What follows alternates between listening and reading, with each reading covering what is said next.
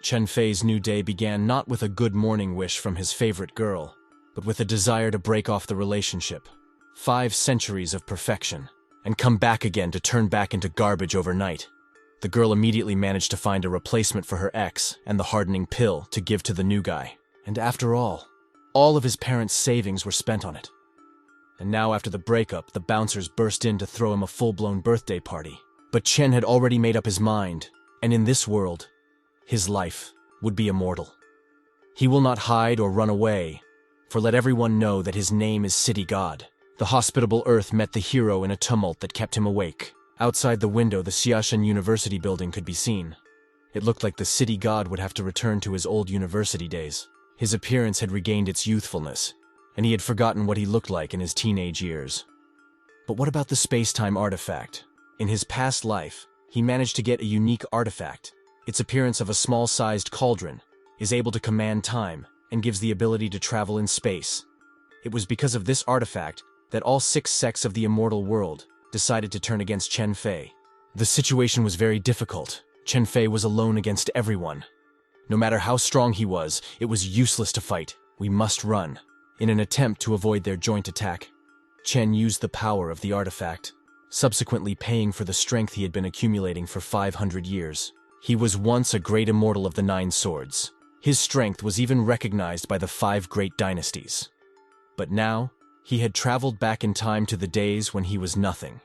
On the bright side, Chen Fei had managed to survive. He will have to walk that thorny path again. But there are many things he regrets in his past life. And this time, Chen Fei won't make the same mistakes of the past. The loud clatter of a woman's heels echoed throughout the room. This was the blonde girl with gorgeous looks who had abandoned Chen Fei in her past life. Her name was Xiaoyu. Chen Fei remembered all of this and was now watching her actions intently. He had once been very fascinated by this bitch. In this life, she has come to break up with her boyfriend again. They were once very close, but now they are nothing to each other. Today is the day Chen Fei turns 18. Why did she choose to break up with him on his birthday? When Chen Fei first entered Xiaoshen, he became a martial expert who was at the 2nd level. After 2 years, the progress hasn't changed. Naturally, a girl like her would naturally prefer the powerful and strong. Until now, he still hadn't said anything to her. But just watched Xiaoyu. Her hand reached for the red box with a bow. She was well aware that this was the body-hardening pill. So why shouldn't she take it as compensation for being Fei's girlfriend for a year? His teeth gritted at such insolence, it seemed as if the girl would be unfortunate now. But no, Chen Fei was quite a patient person and didn't even raise his voice at the girl. Only his tone became more serious as it was about his parents' gift. This pill would help Chen Fei rise to the 3rd level. The parents tried their best to help their son in any way possible and spared no expense. Such a pill cost a lot of money. His parents probably had to spend all their savings as they were far from being rich people. Such a deed impressed Chen Fei to the point of tears. It meant a lot to him. Chen Fei seemed completely different to Xiaoyu. She noticed it but didn't say anything. 1 pill for a year of school? He's a pathetic bum who can't do anything. Chen Fei was clearly no match for someone like Xiaoyu, because that's exactly what the ex-girlfriend thought. Chen Fei abruptly reached for his pill to bring it back, but he couldn't do it. His body was too weak. It looked very funny from the outside, just some pathetic attempt to get up, and another reason to mock him. Xiaoyu decided to set the record straight, so she warned Chen Fei not to approach her again. She had taken away everything that was dear to Chen Fei, and he could not do anything about it, and only pitifully lay on the floor, looking in the wake of the once dear girl. She walked away but turned around at some point, as if she remembered something. She had a new boyfriend, Han Liang. He would break through to the 3rd level of battle hardening very soon. In fact, he was the one Xiaoyu planned to give this pill to. Due to his unaccustomed to his previous body, Chen Fei hadn't had time to settle in yet, and now he couldn't even stand up. But God only knows what would have happened if he had had his family sword with him. In any case, this would definitely not have happened. Han Liang, the younger generation of the Han clan, is based on martial arts. And this young lord is known for his skill in the 3rd martial art, which is called Fierce Tiger Fist. But right now, Chen Fei was definitely no match for him, and it would be difficult to face such an opponent. The energy in Chen Fei's body is in complete chaos, and most of the meridians are blocked. He should restore the balance in his body as soon as possible because he was too weak right now. There's no certainty as to whether or not the family's secret sword is preserved in his body, but it's definitely worth a try. Chen Fei completely focused on himself and his body to still reveal the very same family sword. His state was completely relaxed, but also centered at the same time. A light energy was visible from the middle of his body, spreading throughout his entire body and giving a special warmth. The concentration was maximal, but the Dantian was empty. Dantian is the place where vital energy resides and is stored. By accumulating energy from the environment, we increase the Dantian reservoir by converting it into new amounts of qi. But it seems concentration alone wasn't enough, so he gave it even more effort and concentrated again. Chen Fei's body felt as if a hot fire had erupted in his body. The family sword was in place right in his body. The sword was glowing with bright red energy and was lined with expensive metal and stones, making it even more precious. The sword returned rather quickly, but Fei's energy is lacking. Therefore, he cannot summon it for an extended period of time. The Feiken sword is a broken artifact. In his past life, it took a guy 5 years to comprehend its capabilities. Maya uses the owner's energy and blood to grow with him. It was with this sword that Chen Fei used on his enemies. Now Chen Fei's response to Xiao Yu and Han Lianyu wouldn't be long in coming. But before that can happen, Fei has to do something else. Chen Fei slowly began to pack up and headed out to find spiritual stones and medicines that would allow his energy to strengthen. The doorknob creaked, announcing that the master was leaving his room. Chen Fei was dressed rather plainly so as not to attract other people. But some people still recognized him, as if waiting for him. It was the same bouncers who were waiting for him with bats. They called Chen Fei a freak because he had allowed himself to touch a certain boss's girlfriend, and now he was going to have an unpleasant conversation. Han Xiao insisted that they come to his place just on his birthday to celebrate it together. Chen Fei was unlucky the moment he dared to cross their path, but the guy didn't think so, and was very angry. Chen Fei was not very sociable, even more so with the kind of scum that was already flying at him. He usually preferred any words to deeds, but what would he do this time without his former might? Suddenly, a small, fluffy but vicious dog jumped out in front of Chen Fei, and from the looks of it, a familiar dog. After all, it had a name, Color Bun. The dog started protecting the guy from angry men. When Fei wanted to foster this dog in the past, the girl was against it since she didn't like animals. But in the end, it was still just the two of them, Chen Fei and Bun. Bun was quite small, but he stood up for his master and thus frightened the bandits. So the men first of all decided to deal with the dog. One of them wanted to kick it. The dog was not going to run away, but was already waiting patiently for the blow that was about to come his way. But it did not follow. For Chen Fei was faster and managed to protect his friend and beat his enemy to a bloody pulp. One kick was enough for the attacker to already have his face lying on the pavement, and the others were frightened and thought before attacking him. In a past life, Bun got hurt pretty badly defending her owner. But this dog is more human than any of these people. But the bandits weren't going to stop, even after a good fight back. One of them came up from behind and was about to hit Chen Fei on the head with his bat. But the guy reacted in time and didn't even let himself be touched with a finger. Chen Fei didn't want to use his strength, so he asked nicely for these scum to go away. But they just didn't get it in a good way. They didn't like the guy's self-importance, so they were going to let him go. He was accused of being a second-level martial artist with 3 years of experience. Naturally, he didn't react in any way, only silently dodging the next blow. Chen Fei was not interested in the opinions of such scum, so it was not surprising that he kept his cool. The man took out a special strength measuring device, and could observe that Chen Fei's strength was only 115 points. There was nothing to worry about, the ambulance man thought. A normal person's Sella is somewhere between 10 and 30 points. Well, to become a martial artist of the first level, you need at least 40 points. The second level requires 50 to 100 points. The third is above 100 points, which meant that Chen Fei was a level 3 martial artist.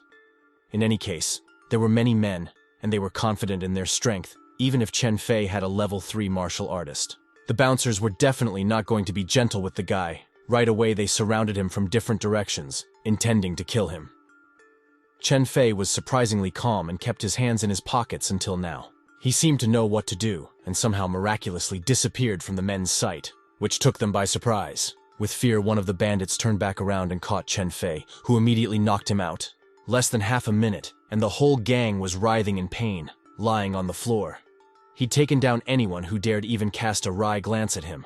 Right now, the device was showing over 900 points from Chen Fei. And this is already a 5th or even 6th level martial artist. What could ordinary level 1 or 2 guys do against him? Nothing. A group of wolves couldn't even kill a single lion with any effort. But something strange happened. The device began to show the power of 100 points again. In any case, there was nothing to do. We had to leave, and that's what the bandits were going to do. Chen Fei had warned them not to get into trouble. He had no desire to harm anyone, and even in this massacre, he was trying to do as little damage as possible. The men helped each other up and promised that they were still sure to dodge. And then Chen Fei would regret everything. The guy and his dog silently watched as the enemies literally ran away, hoping not to fall under his hot hand again. But let's not hide the truth. Chen Fei didn't take this fight very easily either. His spiritual and physical bodies were not good enough, and the fight had exhausted him. Something remained the same after all. Bun remained the only one who supported Chen Fei in every situation. It was definitely fate. Be that as it may, Color Bun was pleased with her master's presence. Han Liang, the leader of this gang, is a rather stubborn and vengeful man. Chen Fei humiliated him, and most likely he will want revenge, and won't leave it like that. Chen must urgently find medicine to recover, otherwise it will be bad for him later. If his memory is correct, there is a store nearby where he can buy spiritual medicine. Chen Fei is a rather frugal person, so he should have enough money. Going back in time was not easy, but it was important to have a good start. He walked past the girls who were admiring the beauty of the dog, but he was immersed in his own thoughts. In this world, everyone respects only strength, which means he needs medicine. Tieyuan Shop, the biggest store in Zhangchuan City.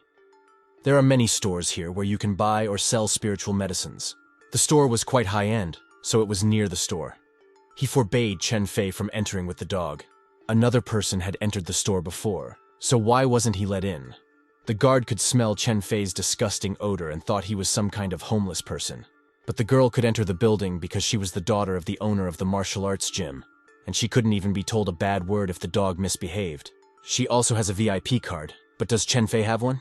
He'd have to spend over 1 million to get VIP, and such a man walked right in front of him. He was dressed to the hilt and was literally flaunting his VIP card. He was proud of the fact that he had such a privilege, and it was not available to everyone, and did not even hide his bragging. And the guards, in their turn, only poked such a VIP client. Therefore, Chen Fei's dog couldn't come in here with him. The security guard offered an alternative, a dog cage, but that too was for VIP clients. However, Veep wasn't interested in Chen Fei at all. Chen Fei was a Holy Diamond customer of this store, and demanded to call the manager so that the guards could make sure. This turn of events surprised the guard. Is this kid a diamond saint? He even has a diamond card? The guard refused to believe it at all. But what if he did? It would mean he was rude to a possible client. Although Chen Fei didn't look like a diamond bidder at all. He was very modestly dressed, wearing the cheapest clothes and shoes. What kind of diamond user is he? To become a Holy Diamond user, a person would need to spend more than 10 million. The guard really couldn't believe that such a guy was spending such sums, but his not childish character made the guard doubt his own words. However, Chen Fei didn't want to prove anything. One call to the manager was enough for everyone to be convinced of everything and finally let him into the store. Finally, the manager came out and could see the Holy Diamond user. It was true that Chen Fei had forgotten his card, but luckily, all members of the Holy Diamond group can pass the iris test. The manager himself had his own doubts, because Chen Fei was too young for a Holy Diamond user. How could he have such millions? But for the sake of politeness, the manager did not want to refuse the check, and he remembered the rule that very rich people are rather quiet. So he walked the guy over to the scanner. Yet how did he get the Holy Diamond Group membership? The answer is simple.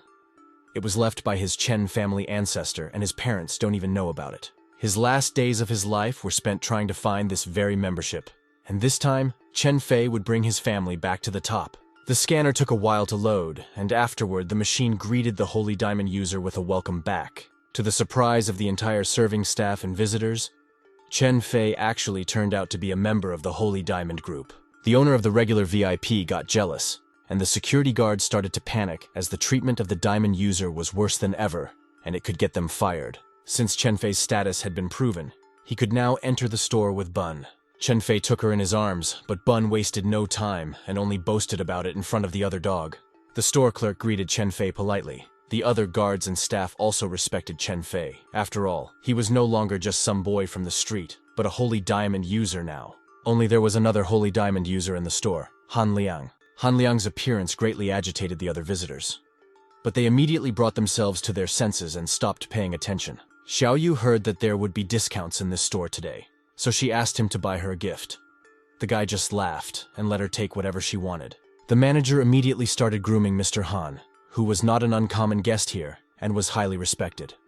The manager offered Mr. Han Liang a new collection of high-level spiritual stones, but he was more interested in today's discounts. The manager's suggestion, however, was for nothing at all, since he is interested in water element spiritual stones to recover.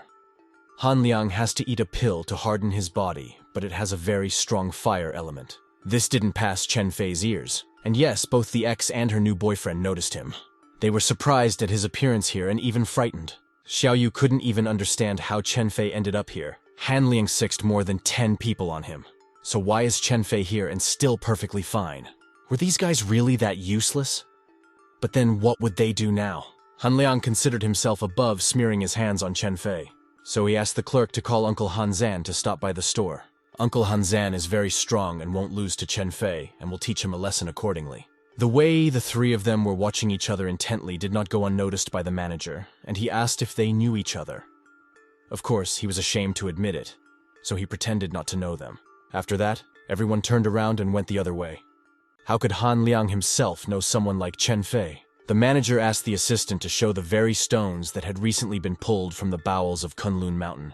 In his past life, on this day, Chen Fei was brutally beaten and had to lie in the hospital for 2 whole months. But this time, he will not be so gentle, so let his cruelty be forgiven. But first he needs spiritual stones to replenish his spirit.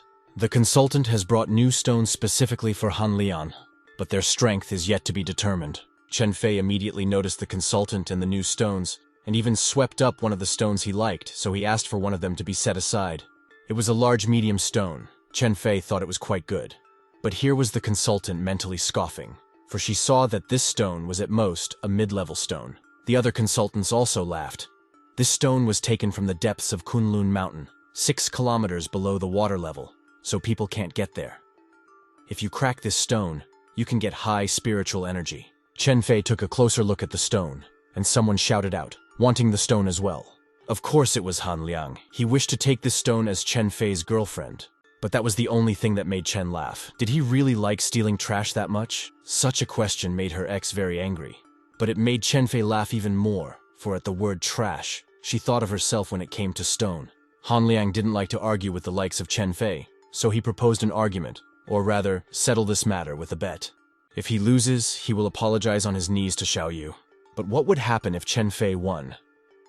Han Liang would publicly apologize to him, but Chen was not interested in such a proposal. So Chen Fei offered his bets. If he loses, then Han can do whatever he wants to him.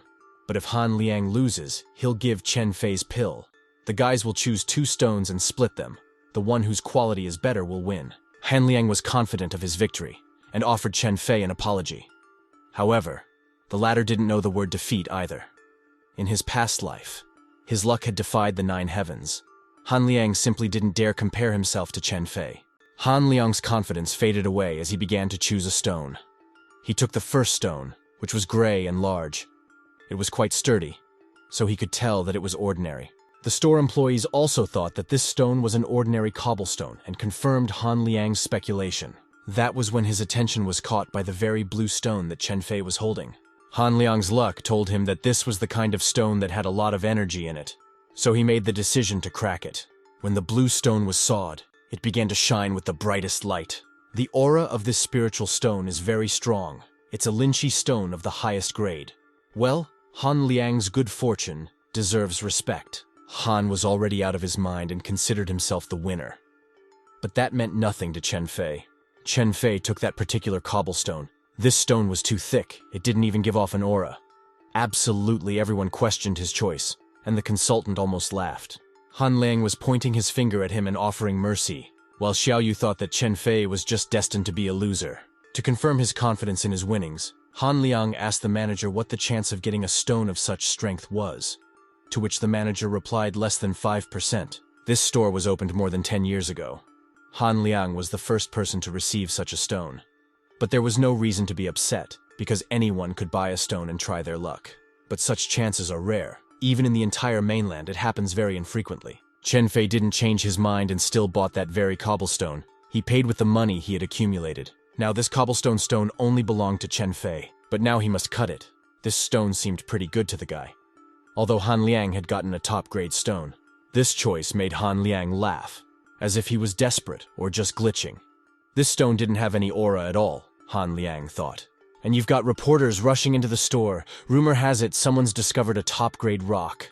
Han Liang immediately started posing with his girlfriend for the camera, and making a joke about how a rock like that doesn't mean anything to him. And for journalists, it was a great excuse for new news, because the highest-grade stone was not received very often. Meanwhile, Chen Fei looked frustrated. It looked like not everything wasn't going according to plan. The counselors were also suggesting that the guy give up, because they found nothing in this stone. It had been tested by many experts and was completely normal. Xiao Yu and Han Liang started laughing and sneering at Chen Fei. They were so eager to see the guy lose hope and cry. Chen Fei didn't stop and continued to split the stone. When the cobblestone split completely, a golden light could be seen coming out of it. It was a spiritual stone of legendary grade. It was literally emitting its energy through that very cobblestone, dazzling everyone with its light. No one could believe such a thing, but Chen Fei seemed to know what he was doing and what he was choosing. The jaws of those who said it was an ordinary boulder dropped to the floor, and eyeballs almost flew out. No one could believe such a thing. Chen Fei had actually found a legendary stone in an ordinary cobblestone. This stone's aura was so strong that it even emitted a bright yellow light. This golden aura was going straight towards Chen Fei. Although this stone was small, but it would help improve Chen Fei's physical strength. It certainly suited him. But an offer immediately came from the manager to buy this stone for 1 million. And also a job offer as a stone appraiser. The visitors were moved to tears. It was the first time they had seen something so beautiful, and such a miracle happens once in 100 years. All of the reporters' cameras were now pointed towards Chen Fei, and Han Liang had to step back. Everyone was wondering how the man who had found such a gem was feeling right now, and would he agree to the manager's terms? Chen Fei was not interested in offering, much less selling this stone. Such people would definitely come in handy in a store like this, but it was unlikely Chen would take the job. As the saying goes, he who has the last laugh. Chen Fei won, and Han Liang, who was confident in his victory, lost. He was so confident in his victory that he couldn't believe that he had lost. The veins on his face literally swelled. He couldn't believe that Chen Fei had gotten the best stone. Xiao Yu also thought this stone was a fake, and was on her boyfriend's side. Han Liang wanted to personally test this stone to make sure of everything. But Chen Fei never lied, and he wasn't going to give it to anyone else. The manager immediately rushed over to calm Han Liang down so that he wouldn't make a mess. This kind of stone is discovered once every 100 years.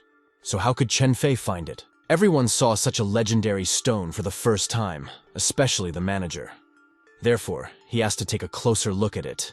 But were they able to afford it, Chen Fei thought? Han Liang literally demanded that Chen Fei let him test this stone. Even if it was true, there was no aura coming off of him. The disputants thought it was a fake, and Chen had faked it. The argument was heating up more and more. It's about time to ask a question from a reporter. How would Chen Fei comment on all of this?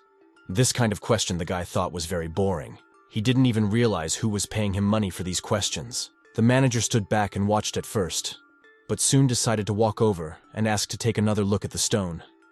However, Chen decided to trust him to check the stone. In order not to spoil this legendary stone, the manager wore special gloves. Then he began to scrutinize the golden stone closely.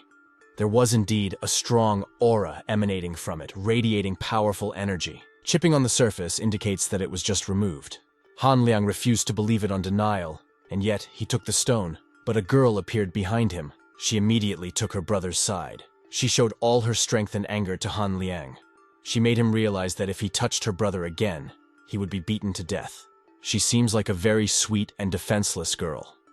But defenseless, you all saw how she maimed Han Liang. Xiao Yan is a girl from the Shounen family. Her physique was athletic, and her long pink hair emphasized her femininity, but her red eyes expressed her displeasure at the situation. She responded to any threats with threats. She was not at all intimidated by the man yelling at her and making direct threats. But their argument was interrupted by a man who entered. Uncle Han, whom Han Liang had summoned. Liang was overjoyed that his uncle had finally arrived. Without any greetings, he got down to business. Liang asked for help and began to openly accuse Chen Fei of stealing the legendary stone and cheating everyone. With his strength, Uncle Hanzan lifted that legendary stone. He recognized Chen Fei's strength, but he also clarified that he was once one of the 5 gods. Hanzan wanted to appropriate the stone for himself to see, but Chen Fei's strength was stronger, and he took him back to his place. Right now, there was a strong man in front of Chen Fei. He should be careful. Hanzang asked how long the guy had been training, but it was unclear why he was asking. Chen Fei decided to ignore the question and turned his attention to Xiaoyan. The girl was here for a reason. She wanted to sell a few pebbles to buy Chen Fei some body recovery pills. After losing Xiaoyan in the past world, Chen Fei had to avoid Mo Xuan's family. When he was training, she spent a lot of money on stones and pills for him. Recalling these moments, he felt very emotional and immediately hugged Xiaoyan with an impulse, promising that he would keep her safe. This attack of cuteness also caught on with Bun, who was happily looking at her master. And Xiao, for calling Chen Fei a baby, sweetly got angry and rubbed the guy's ear. They were actually just goofing around and missing each other, even though under the circumstances, they finally met, which they were very happy about. Uncle Hanzan interrupted their conversation, reminding them why he was here. He was adamant that this legendary stone would be bought by his family, as if it wasn't even discussed. There was no talk of selling. Chen Fei was not going to sell his stone for a dime. Meanwhile, the Han family's guard on his machine looked at Chen Fei's points, and it was now showing over 1,000 points. For his age, the guy was very even strong. Han Zan was not going to back down. Such a legendary stone was very rare, and was only found once every 100 years. It was a principle for him that his family should receive this stone. Uncle Han Liang's words were reinforced by the fact that there was nothing in this city that the Han family couldn't get. Chen Fei wouldn't give it back under any circumstances, so what? Would they steal the stone now? Han Liang wanted to take care of it himself, but Han Zhang was resolute. If they don't want to sell the stone, he will take it himself. The force was at work. Han Zan, seeing no decency and nothing sacred just in the store, started attacking the guy. Xiaoyan was very worried about Chen Fei, but fortunately, he could feel the strength in his body right now. 2 opposing forces clashed with each other. Will Chen Fei be able to defend her right to this stone? In the next instant, their strength seemed to disperse in the air. They moved a short distance away from each other. If this strike was my full strength, and another mistake like this would cost Chen Fei's death. Surprisingly, Han Zan took out a cold weapon, but everyone just watched this fight as if it was an arena and not a store. This was something Chen Fei didn't expect. He was ready to respond with force, but what to do now? Sweat was dripping down his face, but he was quite focused right now. There was no time to run away. The dagger was going straight into his chest anyway. But thank all the gods, Xiaoyan was in time, and with her strength, she threw the stabbing blow into the wall, away from her brother. Xiaoyan was very scared, but Chen Fei was no less. Such a blow really cost him his life, if not for Xiao. Chen Fei was inordinately grateful to the girl for saving him. Han Zan silently watched, and concluded that both of them could stop his strongest strike. Xiaoyan is not an easy girl at all. She has very fast reactions and great strength. The girl immediately attacked the culprit of this incident. Such an act was worthy of a scum with minimal martial skill. The Han family had once been proud, but now they had turned into disgusting people. Han Zan felt ashamed and increasingly nervous, and the guy's words had completely pissed him off. The elephant wild animal, he attacked Chen Fei again. The guy was already prepared to repel his every attack, even though he was less strong. This battle was not only affecting the 2 of them, but also the people present. Chen Fei and Han Zhang were literally a hurricane, almost blowing people away. At one point, Han Zan stopped and looked at the guy fearfully, assuming that he was also one of the 5 gods. Chen Fei had no control over his strength, and was worried about not killing accidentally. Han Zan paused the battle. Now he was really interested in Chen Fei's identity, and started asking questions about who he was. Chen Fei introduced himself with his name as coming from the Chen Jujian family. Jujian was unfamiliar to Han Zhang, but he knew the Chen family as one of the 8 ancient families, which was not surprising. Han Zan also turned his attention to the girl as well. He guessed that she was from the Mo Shiwen family, and he was not mistaken. Han Zan made the decision to leave right now. Such an idea didn't really please these 2. After all, right in front of their eyes, Chen Fei had dishonored the honor of the Han family. But Uncle realized that the guy was too strong, and he didn't even know how strong. After all, the girl Mo Shiwen was also a master, and was as strong as Chen Fei. How could this be? Han Liang didn't understand. After all, these guys had only shown in duels a few times. Yeah, you can't see it from the outside. But Han Zhang took Chen Fei's last punch very hard. Ancient families have long and intricate histories, and they may have secret techniques. To persuade Han Liang to abandon the idea of revenge, the manager entered the conversation, reminding him that the consequences could be problematic. But Han Liang didn't need advice and shut the manager's mouth. He promised Chen Fei that he would definitely come back and find him again. Chen Fei hurriedly reminded about how Han Liang had lost the argument and owed him a pill.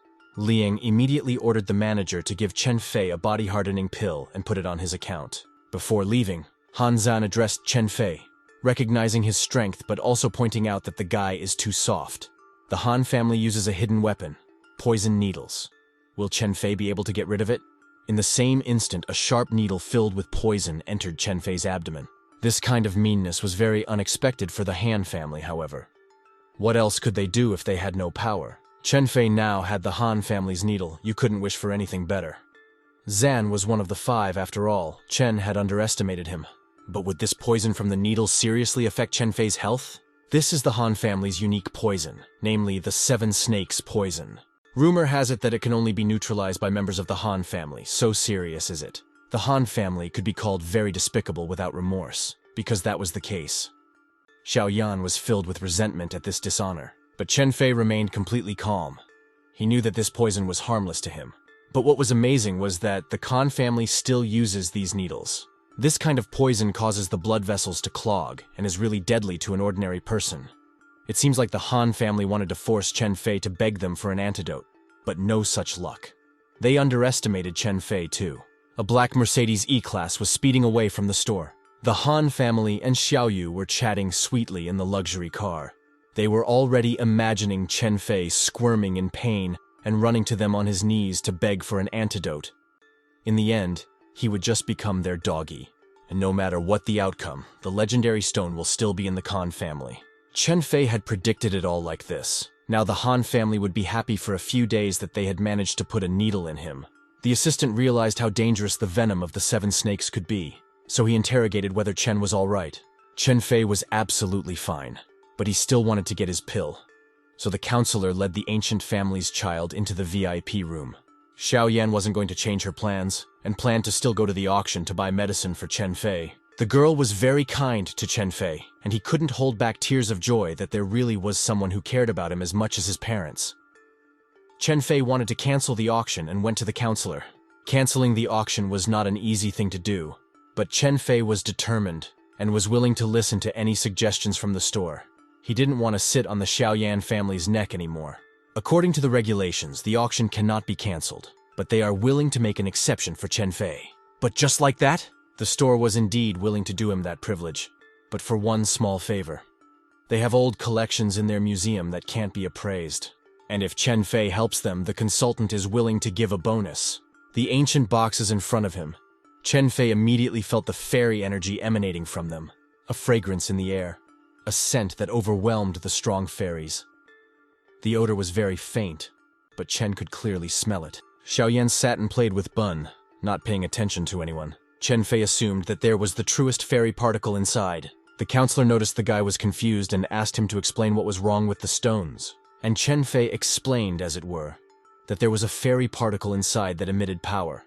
But the problem was that if an ordinary person touched it, they would be greatly affected by it. Chen Fei was an expert in this field, and the consultant recognized that.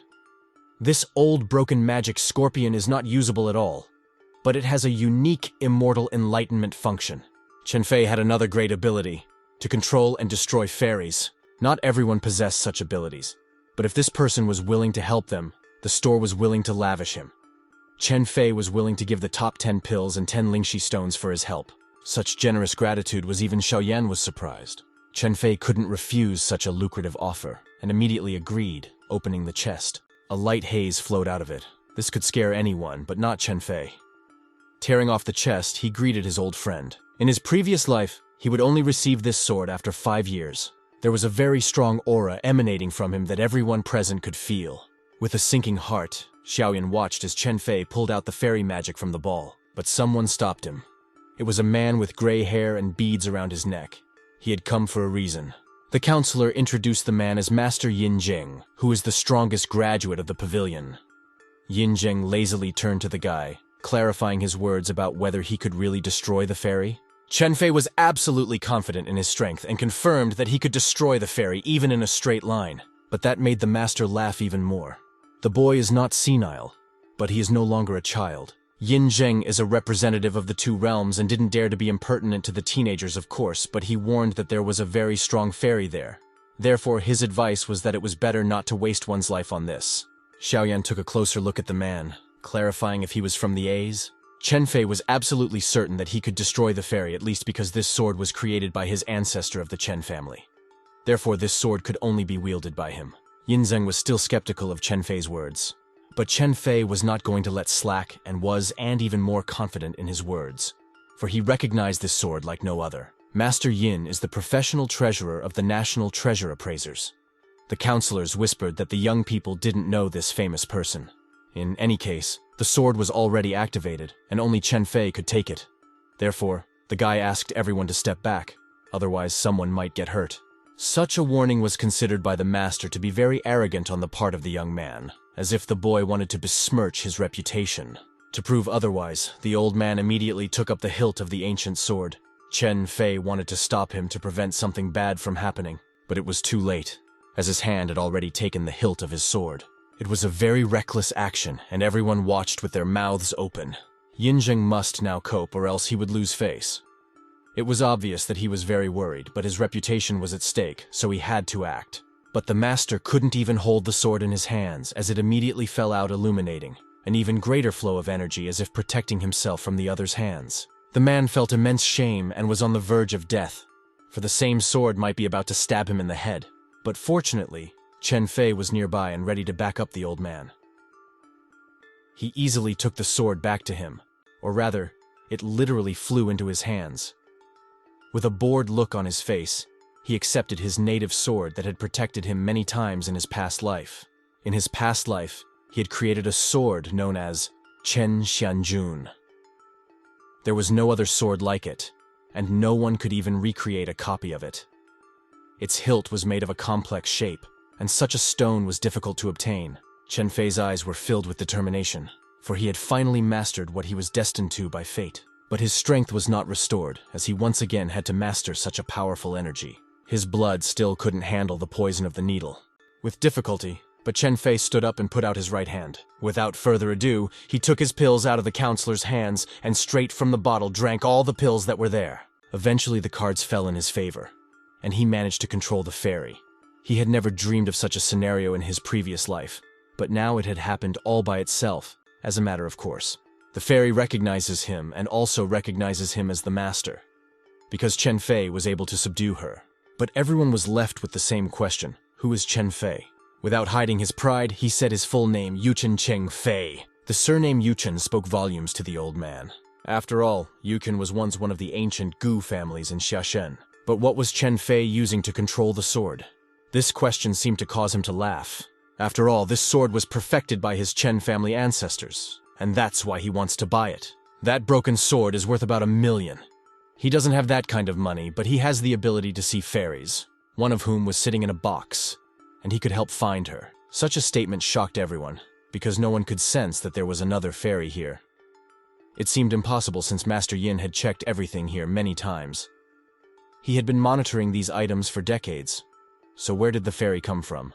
But if this was coming from a person who had already found the fairy and subdued it, it would be reasonable to believe him. So the manager proposed a deal. Chen Fei him to find the fairy, and this sword is his. The guy immediately set to work and immediately found the fairy's location. It was a fairy bamboo overlay. Inside it was an immortal fairy. The bamboo overlay was literally glowing, letting her know that she was not simple. By the way, such a bamboo overlay is at least worth 1 million. In any case, Chen Fei found her to get his ancestral sword in return. But on top of that, he also needs a storage ring. The manager was not happy, but there was nothing to do, and ordered the ring to be brought. The sword and ring now belonged to Chen Fei, and the manager was also pleased that now another fairy had been found. If all matters were resolved, Chen Fei was going to leave the store he had already lingered in. The gold ring was literally attracted to the sword, and was similar in shape to the sword itself. The ring was literally shining, showing all its brightness, but the manager wasn't going to just let the guy go. he offered him the position of chief treasurer. Chen Fei really had special abilities, and the manager saw that and didn't want to let such a valuable person go. But the guy wasn't interested, and he left the store with the girl. But he also clarified that he will definitely visit the store, and they can ask him for help in case of anything. After this incident, many people began to pay attention to the guys, because before their eyes, Chen Fei managed to get a legendary stone, ancestral sword worth 1 million, a ring to it, and even tame a fairy. And all this thanks to his knowledge and abilities. Master Yin had embarrassed himself today, and it was his own fault. He could have been given his position to someone else if Chen hadn't refused. Chen Fei's body was now occupied by a strong soul. Xiaoyan never remembered the guy being so strong, especially since the last time they met. He had indeed changed a lot and became more determined.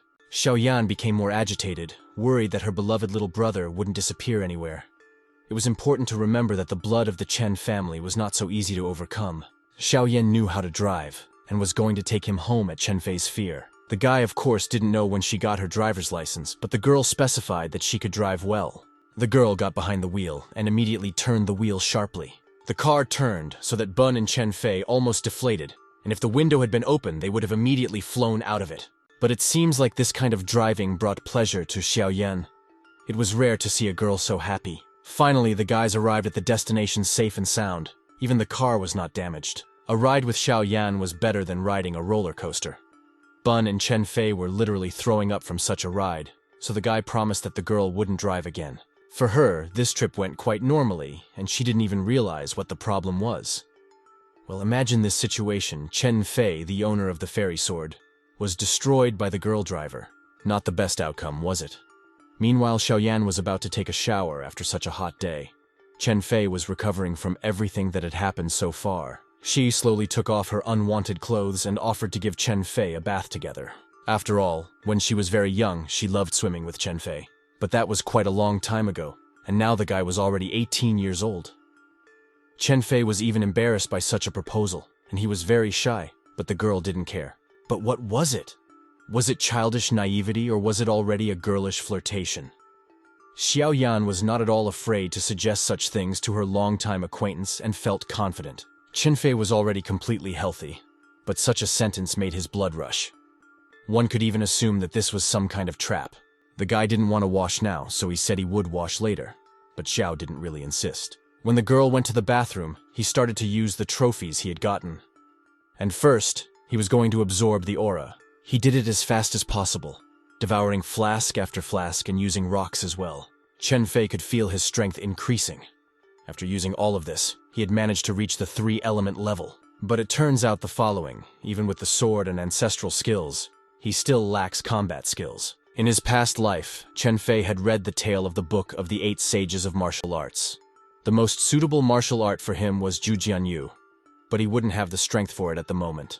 He must combine his blood with his sword to create the flying Shenjian and awaken the immortal fairy. It was quite hot in the room, so Chen Fei decided to take off his t-shirt after all. Immortal Fei will allow him to make multiple strikes on the target and double the killing power. Chen Fei should definitely practice with this sword. The boy started making blow after blow without stopping trying and mastering his ancestor's sword more and more. This sword was a perfect match for his bloodline, as if it was created specifically for Chen Fei. And once he fully mastered his sword, he would not be easily defeated. The complete silence and reflection was interrupted by a loud knock on the door. Chen Fei didn't even move and didn't even intend to open. A person walked into the room by himself. It was Chen Zhuang, the eldest son of the Chen family. The man entered with the words Mole Xiaoyan had completely forgotten him. Chen Fei immediately noticed the man, but he looked at him completely skeptical. The guest was startled, but then literally flew into the room without realizing what Chen Fei had forgotten here. In his past life, Chen Zhuang tried to woo Mo Xiaoyang, but his attempts were futile, so he killed her. At the same moment, the girl came out of the shower. What was the man's anger when he saw the couple almost naked? But when he turned his attention to Xiaoyan wearing the same towel, drool literally flowed from his mouth. Naturally, Zhuang thought that the girl had decided to have her first child with Chen Fei. Immediately, he decided to remind her that they had a prenup. Chen Fei himself recalled this marriage contract. Once upon a time, Chen and Mo's 2 ancestors had made a contract that their 2 descendants should get married when they reached the level of 5 products. In the Chen family, there was no one other than Zhuang who had reached the 5 products. He was the only one who had the level of the 5 elements of atmosphere. The man had reached this level and was proud of it, but most of all he demanded that the girl marry him. Xiao Yan only had the level of the 4 earth elements, but she wasn't going to get married anyway. She was better off marrying a dog than Zhuang. After all, even Bun was not as pathetic as this man. After saying those words, Xiao Yan literally chased the man who disgusted her out of her house. How dare he even dare to come to her and put his conditions on her? At the same moment, Chen Fei approached the girl from the back and gently hugged her to be careful, because being so aggressive, one could get hurt. The guy then kissed Xiao Yan on her tender neck. This made Zhuang even more angry, because he wasn't going to give his what he thought was girlfriend to anyone. Only no one cared about that. Chen Fei literally pushed him out to get him to leave Xiao's house, so that the girl wouldn't see him deal with the annoying man. Chen Fei asked for permission to teach him a lesson beforehand, and left the room. The previously frightened Zhuang drew his 2nd-level spiritual sword and rushed at the guy, intending to kill him. He swung his sword, saying for Chen to take his broken sword and get out of here. But it wasn't as simple as it seemed. This broken sword was several times stronger than a 2nd-level sword. Chen Fei easily struck his relative. A stream of blood began to flow from his mouth, and his sword was broken into pieces. The man was alive, but very scared. He realized that the sword stump wasn't all that simple, that Chen Fei most likely had a fairy. Zhuang guessed it immediately. But the guy wasn't going to answer his questions, and warned him that he wouldn't kill Zhuang because he was also Chen's descendant. But he threatened not to bother Mo's family anymore. Zhuang began to pick up the fragments of his sword, and with a feeling of hatred, he decided to leave because there was nothing else to do. Chen Fei humiliated his older brother. But he wasn't going to let it go. The door finally closed and the guys could be alone. Xiao was very angry and confused by this event, but still naked. Therefore, Chen Fei asked her to dress for the sake of decency and to keep her warm. But it seems Zhou didn't care about jokes. She still once again offered the guy to bathe together under the pretext that they had done it once, when they were kids. And during that time, she had even managed to memorize how many hairs were on his body. Chen Fei didn't accept the bathing suggestion, so the guys started to put on their clothes. When Xiao asked Chen Fei to fasten her bra, he was very embarrassed and blushed at the request. But he couldn't refuse, so he looked away and started to fasten it. Both of them had already packed up. Chen Fei was going to go to the Han family's house to settle accounts with them. Of course, the girl wasn't going to let the guy go alone and decided to go too, even though the Han family has a lot of masters. Xiao Yan was at the 4-element level and was also a martial artist. There was no reason to doubt her, however. The guy didn't doubt her. He was afraid for her life, but since he had a sword, he would be able to protect her this time. So he decided to take the girl with him. Bun, of course, went with them on a leash too. They were going to eliminate all of the Han family's unwanted trash. Xiao Yan was once again driving her car, and naturally this caused Chen Fei to have the same feelings as last time. Chen Fei just couldn't help but suggest that the girl substitute riding a bicycle instead of a car. The weather was just fine, and so the girl gladly agreed. The guys rented one bike for 3 people. Bun fit in the front basket, Chen was driving, and Xiao was behind the guy hugging his neck. The boys were enjoying this delightful walk together, even though where they were headed. The neighborhood where the Han family lives is gorgeous. There were huge ornamental shrubs and trees in front of the first mansion. There was a large gilded gate at the entrance and a fountain behind it. Xiao couldn't hide her delight at the architecture, for this was where the real rich people lived. The girl was not one of the timid ones and decided to ask directly, "Does Chen Fei's girlfriend live here?" Chen Fei was still upset that they had broken up with Xiao Yu, even though he realized that it was better for him in the first place. In front of Xiao Yan, the guy didn't hide his feelings and told it like it was. In fact, his ex was just using him as a backup and was actually dating Han Liang. Chen invested a lot of his time in her and constantly courted her, but she didn't appreciate it and took it for granted. But Xiao was somehow skeptical of Chen's revelation. I saw that they even have a child, a dog Bun. It was still hard to believe they were breaking up. Chen Fei didn't say anything or prove anything. He was still in pain from the realization that he had been used. The guys continued on their way, but they were forbidden to go any further by the guard. People who don't live here are not allowed to enter, so it was difficult to pass so easily into this neighborhood. The guard looked at the teenagers appraisingly, and immediately realized that they were certainly not rich. Chen Fei and Xiaoyang were dressed modestly, and had come here on a bicycle and with a dog. Therefore, the guards didn't even think about letting them in, because all the visitors to these houses were rich people. The fact that they were literally being judged and greeted by their clothes made Xiaoyan very angry, and she didn't hide her resentment and dismounted at the guards. But someone interrupted the girl's scolding, turning to Chen Fei. It was the guy who called Chen like a big brother. The guy, whose call sign was Puffy, was wearing a tracksuit with a yin and yang symbol, looking very happy to meet an old friend. In fact, Puffy was here not by chance because he lives in this neighborhood, which Chen Fei had forgotten. The guy himself was happy to have such a meeting, because he had the fondest memories from this person. Puffy was happy to receive the guests, if they wanted to come in, of course. So a little embarrassed, he invited the boys in. Before moving anywhere, Chen Fei introduced Puffy Xiaoyan as his good friend. Puffy was not just a good friend, but also the funniest buddy on the way to Shuxian. Like a ray of sunshine in a dark cave. Puffy's name sounded very funny and interesting. Xiaoyan asked why he was called that. The answer was simple. His brother calls him that. But that doesn't stop Xiaoyan from calling him something else. This explanation caused a burst of laughter in both young men, and they laughed at the top of their voices so that they could be heard all along the street. Now that the boys had sorted everything out and gotten to know each other, Puffy offered to come into the yard. Oops, it seems that the guy forgot his special entry card and searched all his pockets, but it was nowhere to be found.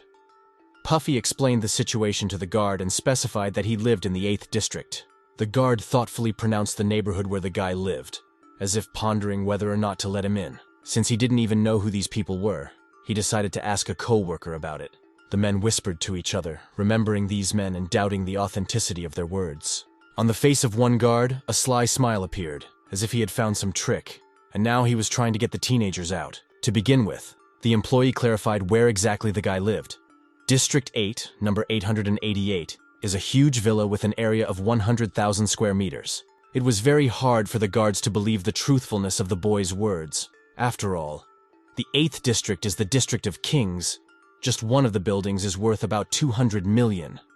How could a boy with no hair be from there? That's not what the guards had in mind. They have a completely different idea of rich people. But Puffy was indeed the richest man in Jiangnan. At that moment, a posh Rolls-Royce pulled up to the gates of the wealthy neighborhood and began to slow down. A man in glasses and a business suit turned to Puffy, inquiring why the young gentleman was standing there.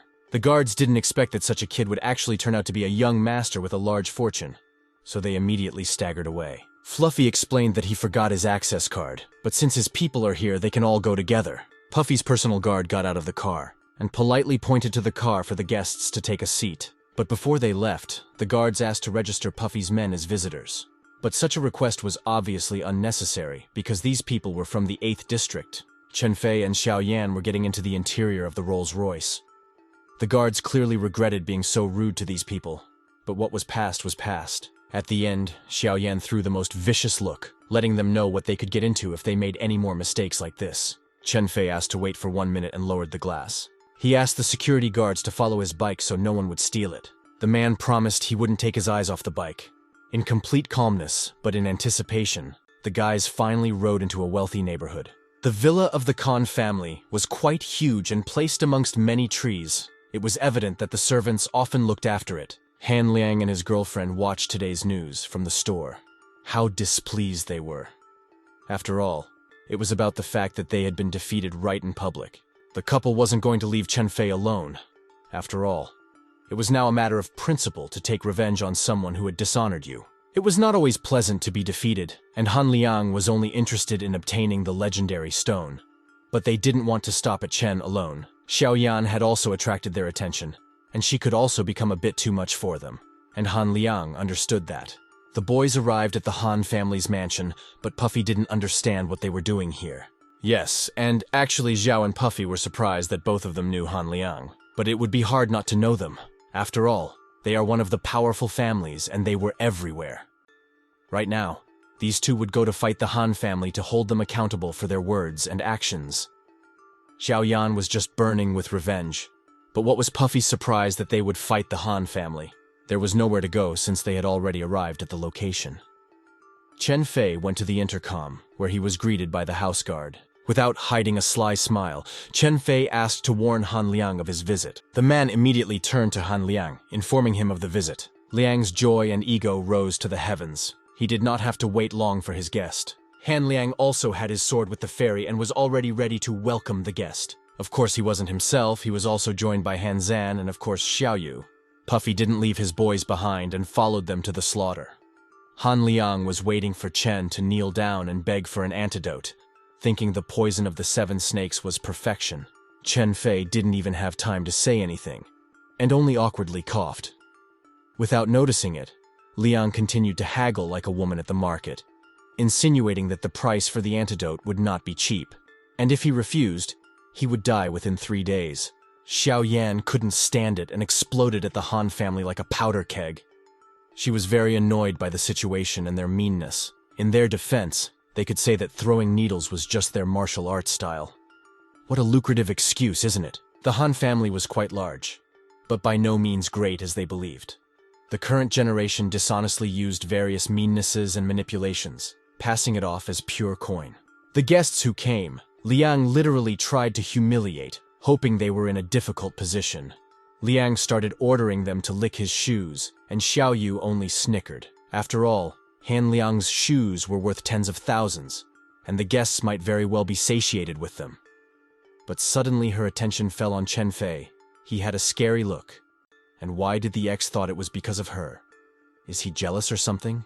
Han Zan was also not left out, and decided to mock Chen Fei, saying that he was ready to take him on as a disciple on the condition that he bowed and broke his arm. Liang was not patient and was giving one last chance to bow to him like a dog, or else the guys would be in trouble. Xiao Yan was already raring to fight. She could not and would not tolerate such humiliation. But Chen Fei stopped her, under the pretext that he would deal with it himself. He stepped closer to his enemies and the girl reached for him as if trying to stop him. Chen Fei was heading towards Liang. He thought the guy would lick his shoes, and he even hurriedly warned Chen to be careful, for the shoes were worth more than Chen himself. But things didn't go according to Liang's planned scenario. Chen Fei just tore Han Zang and Liang apart. They didn't even realize what was wrong with him because they thought he was poisoned. Where did he get his speed and strength from? Liang lay defeated on the ground in front of his house, and Chen Fei offered to lick his boots in exchange for his life preserved. Uncle Han Zan was conscious but significantly shaken, and was about to leave his brother behind. But Chen Fei saw everything and remembered his offer, refusing it in a showy manner. Han Zan had realized since the last battle that he wouldn't be able to resist Chen Fei, but this time he was convinced of his hunch. Chen Fei was also worried when he saw Han Liang's fairy sword. But if he does everything right and uses all his techniques on time, he manages to defeat the two of them with no problem.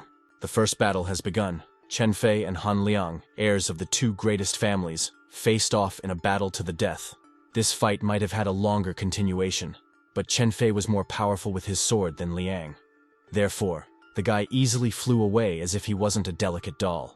No one expected such strength, power, and weakness from the 2 masters. Everyone looked back at the flying Han Liang, but Han Zang returned and backed up his relative to soften his blow.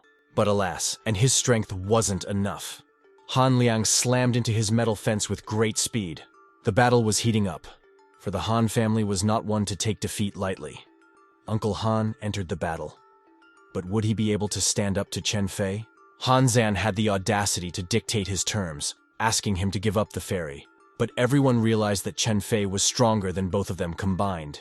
Chen Fei could easily chop Han Zan's family iron with his legendary sword, and in a devotional snagged the old man's neck so that it twisted him. Chen Fei had discarded his enemy like an unnecessary thing, and he couldn't even resist. Xiaoyu had a device that measured points, and he was wearing 1,500 points right now. Realizing that they, Han Zan and Liang, the 2 masters, couldn't handle it, started calling for their scum. The ones that Chen Fei had scattered all over the street last time. Seeing the crowd of mercenaries heading towards Xiao and Puffy, the girl was not confused for a second, and immediately rolled up her sleeves, handed over Bun, and rushed into battle. Seeing Puffy as easy prey, the mercenaries decided to deal with him first, and swung at him. But we have to admit that Puffy wasn't as easy as he looked. Now all those who attacked him will have to learn his true self and strength. Xiao Yan was very grateful to Puffy for saving Bun. But now it was Chen Fei's ex's turn. Xiao Yan wasn't going to leave her alone. But what would that girl do against Master? Scream for help? Throughout the entire battle, Chen Fei had only stumbled now, but even that was a reason for the Han family to consider them victorious. Alas, they were celebrating their victory too soon, for Chen Fei always had a few aces up his sleeve.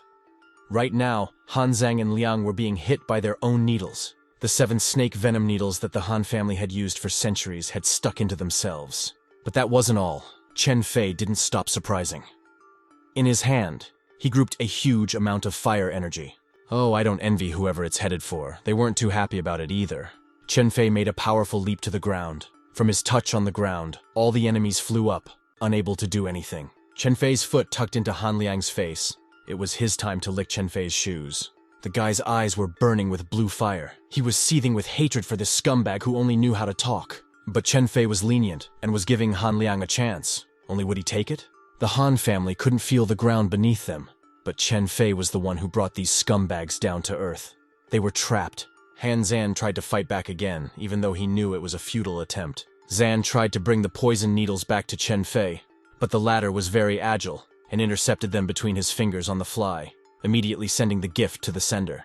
Chen Fei seemed to have managed to seal Han's power, but they only realized it now. Han masters were weak, so Chen Fei took pity on them and unsealed their strength. Han Zan was a vengeful man, so he immediately warned the guy to kill them, or they would kill him later. Chen Fei was not intimidated by these threats, and he was willing to wait for them in both snow and frost. Xiaoyan had wanted to deal with that bitch for a long time, and she could do it right now. And she could run away and use all her connections to keep her out of harm's way. Xiaoyu immediately rushed away, for she did not possess any battle tactics. But Xiaoyan was not going to let go of her prey so easily. The girl used her masterful flip, which she has honed over the years. This is the Mo family's leg kick. Against Xiao, many master boys couldn't resist. So what about an ordinary girl? Xiaoyu sealed her cute face into the floor and was probably unconscious. Xiaoyan was already celebrating her small victory. The couple was very pleased with this approach. That's what it means to do more with less. Chen Fei couldn't help but point out the fact that Puffy's skills had become much better. Such praise even made the boy feel embarrassed. Chen Fei had sealed the 2 masters. Wasn't he afraid that they would want to take revenge on him after that? But Chen Fei didn't want to be the person to kill this trash. Either way, they would come after him. That's to be expected. With a partner like her, Chen Fei didn't have to worry about this. Xiao Yang was his biggest supporter, and if anyone touched Chen, Xiao would break every bone in his body. The boys didn't react to such a burst of energy in any way, only looked at her with confusion, already afraid for their enemies. But Bun was always ready to support the girl. Chubby was also not averse to helping the guys in case of anything, so he warned them in advance that they could contact him. The mission was successful, so Chen Fei decided to offer the boys some meat to eat. This idea was met with enthusiasm, especially by Xiaoyan, who was very fond of this kind of food. In order to eat properly, the guys headed to a restaurant of national cuisine. The waiters were happy to serve the hungry guests and presented them with their best dishes. Bun didn't stay hungry either, and was eating a bone under the table. As the conversation started, Chen Fei confessed to his friends that he was going to return to his homeland. This revelation stunned the guys, but he explained that he wanted to find the second part of the sword, and it was right there. After Chen Fei collected his sword, no 8th level masters would be afraid of him. Without thinking long, the boys immediately offered to keep their friend company. Only there was one problem. In his homeland, they might encounter Chen Zhuang. Yes, the girl was not very happy about this prospect, because if he started to hit on her again, she would have to kill him. In front of you are the buildings of the Han Group Corporation. The owner of this corporation, Han Meng, is an 8th level master, and he just found out that his son's power has been sealed. He was mad enough to smash the table. But at that very second, he pretended like nothing had happened. Han Meng tasked his mercenaries to find and destroy the man who dared to seal Han Liang's power. The decree was given. All he had to do was wait. But Han Meng couldn't just rely on mercenaries, which was why he was the strongest of the family. Han Meng turned to his sword, asking him to eliminate his opponent. He and his lightning sword were not going to let those who dared to cross his son's path live. Han Liang was lying in the hospital under an oxygen mask. Of course he was put in the VIP room, but his condition did not get better. The son told his father about his request to avenge him. Han Meng was furious that someone had dared to touch his son, and now wished to know who the daredevil was. Han Zan was alive and well, but now had to report to his master. He fell to his knees in front of Han Meng, apologizing for failing to keep Han Liang safe. Han Meng immediately moved towards his son, trying to unseal his power. With hand movements that only he could understand, Meng tried to free his son, but these attempts were futile, and Liang was only in pain. He was failing no matter how much he tried to help. After all, Chen Fei was using a lost technique, Dantian, which is known by a minority. There is a mention of it in the tales of the 8 immortal gods. The magic of this seal is endless, and the guy was able to charge the poison needles with the power of fairies. This confirmed Meng's speculation. Chen had created an ancient immortality fairy that didn't require an offering. Han Ming was giving Zan a chance to make up for his lost time with revenge against Chen. Han Zan wasn't going to miss the chance to make amends and immediately went to the city. Chen Zhuang received a call from an unknown number. The unidentified man clarified that he had made the correct call, and then he himself introduced himself as the head of the Han family and declared war on the Chen family. Meanwhile, back to the guys. They had a hearty meal at the restaurant and were taking the bus. Chen Fei was glad that he had bought the bus tickets on time, but he wasn't the only one who was glad. But Xiao didn't want to continue the bus ride, so she decided that everyone would get off near her house and then take the car. Why else would she buy it? It was the perfect time to show off all her driving skills. The ride wasn't the best, especially after a hearty lunch, but one thing that made them happy was that they had arrived at their destination. Except the car doors wouldn't open, but that wasn't a problem. When the guys arrived at their destination, Chen Fei felt a very strong aura, and above the river you could see a huge fish that had been described in fairy tales. But was it so magical? Some people also noticed the goldfish and threw their net on it with the hope of catching it. Bun watched all this and she even felt sad. Puffy didn't know what kind of spirit it was, so he asked Chen. The pronunciation of the spirit's name was difficult, so the people here just call it Laojia. The fish was really very beautiful. Puffy even compared it to a dragon. Its golden scales turned red in the sun, and that made it special and charming. With no special intentions other than to feed the fish, Xiao Yan threw a huge piece of bread to it to make sure it was definitely full. The loaf flew into the air and immediately exploded. Someone was standing behind him, and the guys immediately turned around to look at the daredevil. Behind the guys stood the 6 strongest members of the Zhangchuan Chen family. The leader harshly let Xiao Yan down, calling her act stupid. He knew that the koi in front of them was over 100 years old, and he scoffed at the girl's naivety. Xiao Yan was worse than a hurricane. No one dared to say such words to her. And whoever dared to say such words would be in trouble. However, Chen Fei also looked dissatisfied because it was about her close friend. Chen Fei immediately recognized the enemies from his past life. Chen stood up for Xiao Yan without hesitation and was about to retaliate against his enemies. As they say, whoever comes with a sword will die with it. Chen Fei will never let his friends be offended and is ready to stand for them to the end, just as they are for him. Will the whole 6 of them die like this? This person in Chen Fei's past life played a huge but most negative role in his life. He killed all of Chen Fei's family members. Of course, Chen Fei immediately recognized this person. And in turn, this assassin called Chen Fei his nephew. Chen Fei was disgusted by any perception that this person was related to him. They were definitely not going to hug. Both of them immediately drew their swords, wanting to kill each other. But no sooner did Zhangchuan Chen draw his sword, he was immediately shattered into pieces by Chen Fei.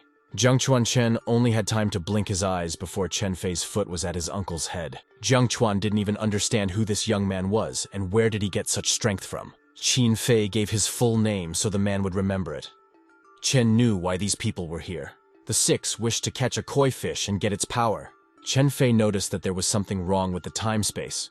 Was it really because of his rebirth? This great koi wasn't due until 5 years later. The guy's legs began to shake. It was harder to steady themselves on the ground. If Chen didn't hold on to Xiao Yan, she would definitely fall down from the shaking. Dissatisfied and with nothing, Zhang Chuan walked away, promising to get back at his nephew for this someday. The sky outside was getting warmer and a thunderstorm was starting to roll in. There were lots of people at the dam watching the koi even in this weather. The fish in front of their eyes was trying to jump as high as possible. She was using posing and her jumps as a way to cultivate. Koi was very large and splendid, and it was all due to her efforts, for 100 years she had cultivated diligently, getting better and better, and it didn't go to waste. But now it seems a storm was brewing, not a good time to be watching fish. But the guys continued to marvel at the beauty of the koi, comparing it to the most powerful magical creatures. 100-year-old Koi Ne Dan, by taking the ability of longevity, increases her lifespan. Something magnificent was happening. Koi was cultivating in front of people. Lightning was striking her body, but it was making her get bigger and bigger. Her size became gigantic, and people cheered the Koi, rejoicing in her successes. From the outside, it did look like Koi was walking towards his goal. But it was actually worse than that. The lightning seals were being triggered, and it was all Jiang Chuanchen's fault. Seals were used on the fish just to turn it into fried fish. Jiang Chuan was only delirious with the desire to get hold of this fish and did everything he could to do so, regardless of the fact that his nephew might prevent him. Guys, I'm gonna move full speed ahead of this thing. But leaving the koi in distress was not something they thought of. Jiang Chuan had captured the poor fish in a seal of lightning. But there had to be a counterbalance to that too. The situation was critical. We should at least do something about it. In his previous life, it would have been difficult to resist his uncle. But now, with his current strength, it wouldn't be difficult. The decision was made lightning fast. Chen Fei was just taking the seals from the fish. In his hand, the seal looked like a piece of paper. Jiang Chuanchen was now nervous, as he had almost run out of seals. But the old man quickly pulled himself together and began to use the power further. Jiang Chuanchen had just dealt a strong blow to the koi. That huge fish was falling on people. The 100-year-old koi fell to the ground just as Jujian had planned, but she did not stop emitting her light. The 6 of them already had a plan ready to go, which they had discussed before coming out. And right now, they were going to act on that plan to catch the fish and destroy the Chen family. Above all, the koi fish came first. The dirty hands of one of the mercenaries reached for the fish. The man caught the fish and was already enjoying his trophy, but not for long, for the koi was slippery and not easy. The fish pulled out of the man's hands as hard as it could and still broke free. Chen Fei knew that he would meet the koi again in a couple 100 years. But in his past life, he had to save a fish, and in gratitude for that, koi, being a dragon, gave him dragon scales. True then, the Chen family and the side branches were completely wiped out. And this time, Chen Fei will not let the scenario of the past resume. He will save this world. Chen Fei channeled his power to break the remaining seals. This was done without any problems, and the lightning bolts in turn channeled their power into the 6 of them. Jiang Chuanchen was indignant and angry. He already hated the boy-nephew before, but now he was ready to destroy him for messing up his plans. Each of the mercenaries raised their hand upwards, channeling the power of the wall of lightning into the sky. All the seals headed to one place where the lightning bolts were concentrated. This sight was not for the faint-hearted, because being there for a simple person was tantamount to death. The wall of lightning was taking all the scales off the koi, and there was nothing the koi could do against it. But Chen Fei had a plan to absorb all the power of the lightning into himself. Crazy, isn't it? Jiang Chuanchen was already jubilant and anticipating his victory. Boasting over his nephew, he was sure that the lightning would destroy him.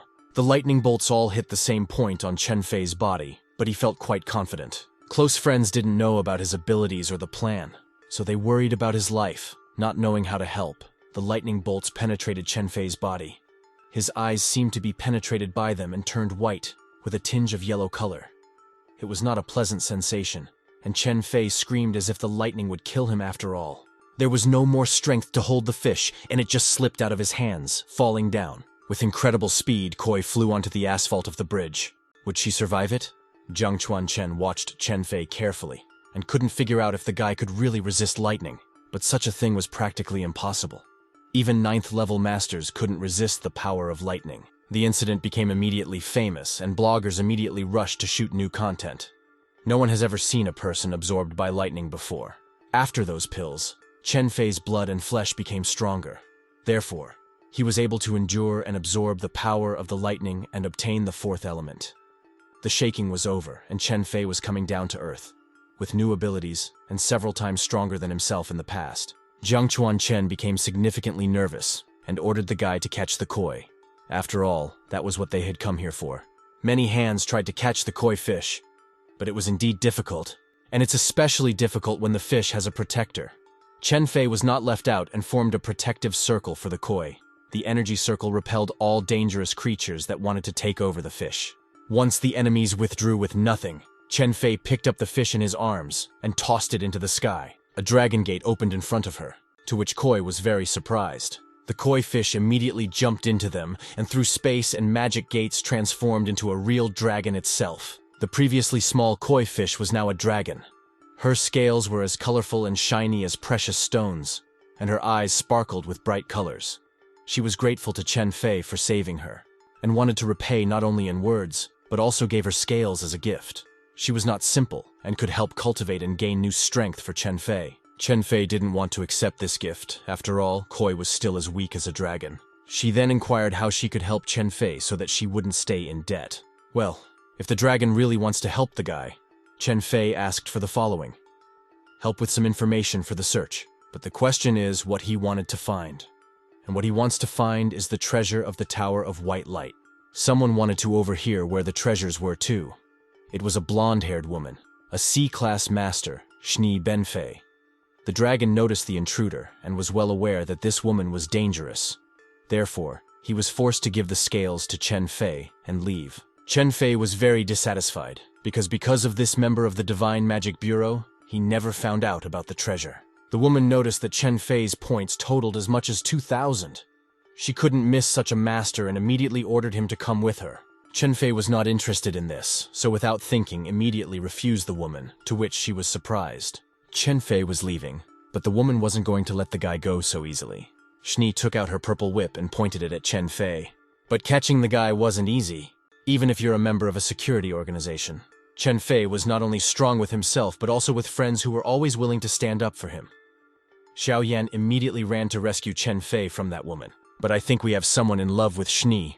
Chen Fei easily pulled back the whip, making it clear that he wasn't a soldier or an official, but just a student. Shni was surprised that the guy knew her after all, and Puffy was becoming more enamored with this icy lady by the minute. Shni put her whip away and walked over to her bike she had arrived on. Chen Fei knew Shni Bengfei because of the fact that her family has great fame, and she's also the head of the Divine Bureau. Only she didn't know his name and wondered what his name was after all. The woman could see some information about him in her device, but Chen Fei still gave his name and what family he belonged to. In Shinya's earpiece, someone was saying that the spiritual fluctuation was very strong. The spiritual power was over 100,000 points. The woman should have been in a hurry, so she immediately started her motorcycle. But before putting on her helmet, Shni promised that she would definitely come back for Chen Fei. After this meeting, the mood of the boys was quite different. Puffy was fascinated and generally fell in love with Xinyi.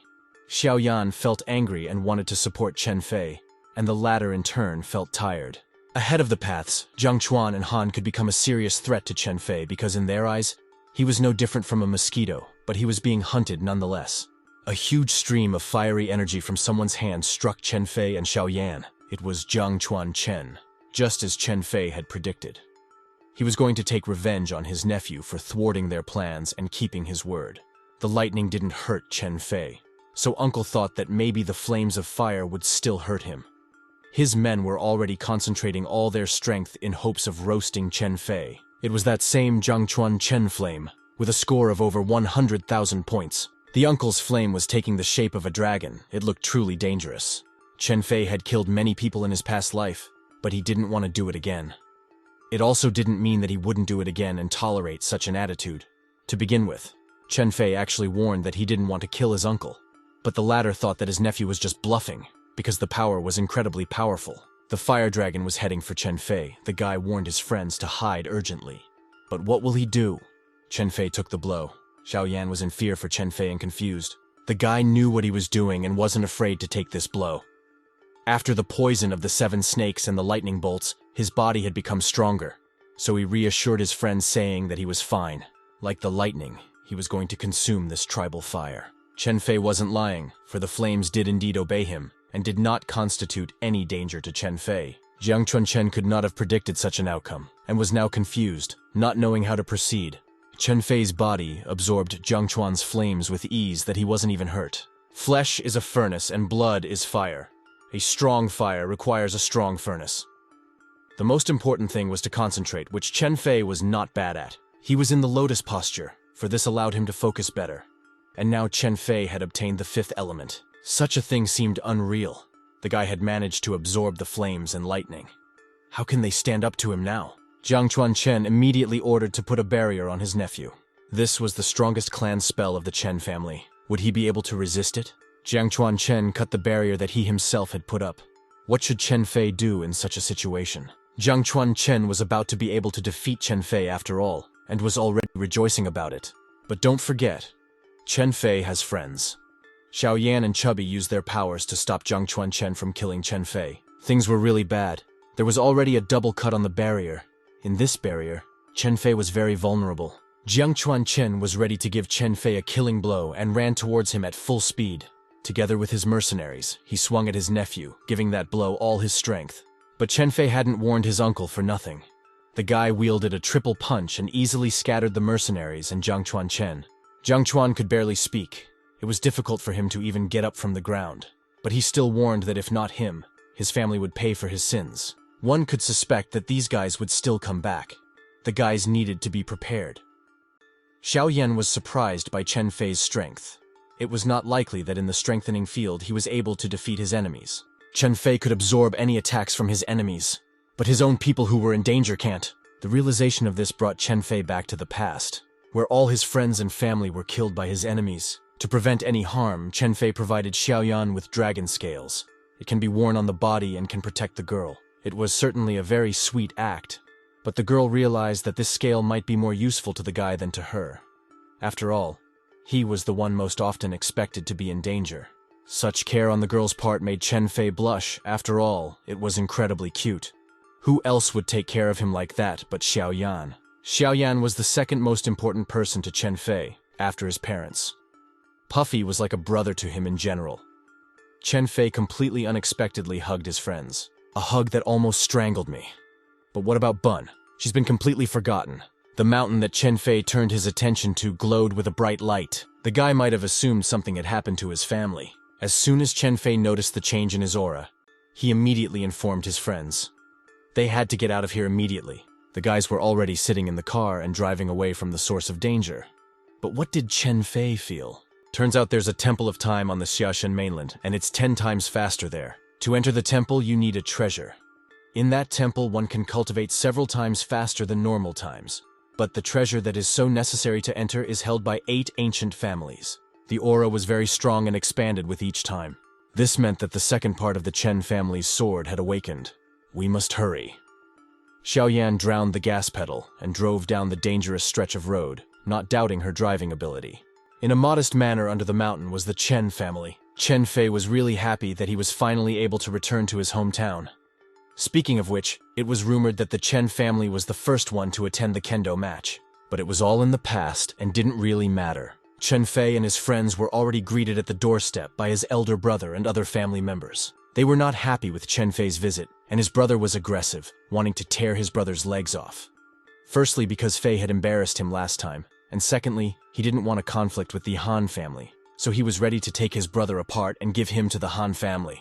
Xiao Yan didn't even realize if they were seriously being greeted like this or was it just a joke. Chen Fei insulted the Han family, and they bribed Chen Fei's relatives to deal with him. It was unbelievable that a brother could betray his brother so easily. Zhuang didn't even feel guilty for expelling him from the family. Zhuang directed all of his relatives at the guests to finish them off. Of course, they weren't going to be questioned, but would they kill Chen Fei's relatives in return? The rivers and lakes have been quiet for too long, and the world has forgotten the pride of the ancestors, just like the Chen family. Chen Fei wasn't even surprised by such an act, and was ready to attack back without sparing any of his enemies. After all, he now has a sword with a fairy, his ancestor's sword, and part of the sword blade flew straight towards him, wanting to reunite as one. The blade really did fit the sword, and now Chen Fei didn't just have a piece of sword, but a full-fledged sword. Now the master of the 9 swords will return to this game. Who can stand up to him? Dear family saw this performance and tucked their tails. Will they attack Chen Fei now? At the same time, Shinya watched the events on the mountain, from which an even stronger aura than before had descended.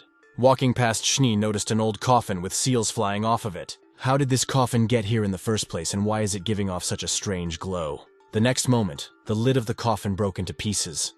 A young man dressed in a kimono was rising from it. Just one day in the mountains was 1,000 years for the rest of the world. The man promised Chen Fei that he wouldn't let this time pass. The man awoke as if he had just woken up in his bed. When he noticed the woman watching him, he smiled sweetly and said hello. The guy introduced himself as Yun Ji and started charming the girl by asking her personal questions like if she was single.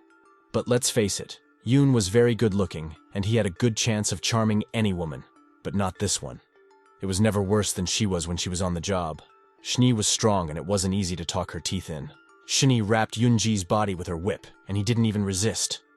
The woman felt that his fighting power was negative, even though such a thing was impossible. In the end, the combat power determiner broke when she used it on Yun Ji. There was no identifying information about him to go with Shnea to the bureau. So, the woman gave him a temporary identification bracelet numbered 9527. Yoon-ji confessed that he was a child from a poor family living in the mountains, and not having an ID number was normal for someone like him. Of course, the bureau chief didn't believe it. She put him on a motorcycle and drove him at full speed to her place. Yoon-ji started to pull his hands to her waist, but she wasn't going to ignore it, and decided to let him go down the road like a piece of meat. Zhuang was furious. He was infuriated by the fact that the slashing sword had recognized him. To top it off, his brother accused Chen Fei of stealing the sword from the ancestors and demanded that he hand it over. However, this explained a lot about why the Chen family's ancestors had recognized Chen Fei and not Zhuang, and Chen Fei now stood up much stronger. And the Chen family was losing in every characteristic. Zhuang considered himself a more worthy heir than Chen Fei. He accused him of stealing the sword and his girlfriend from his brother. For saying that, Xiaoyan was ready to castrate him.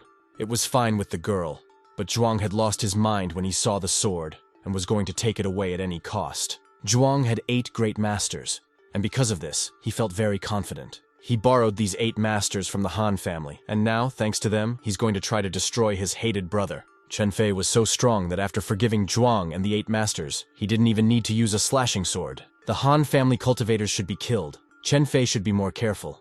The guys were surrounded, but stood so that they could cover each other's backs.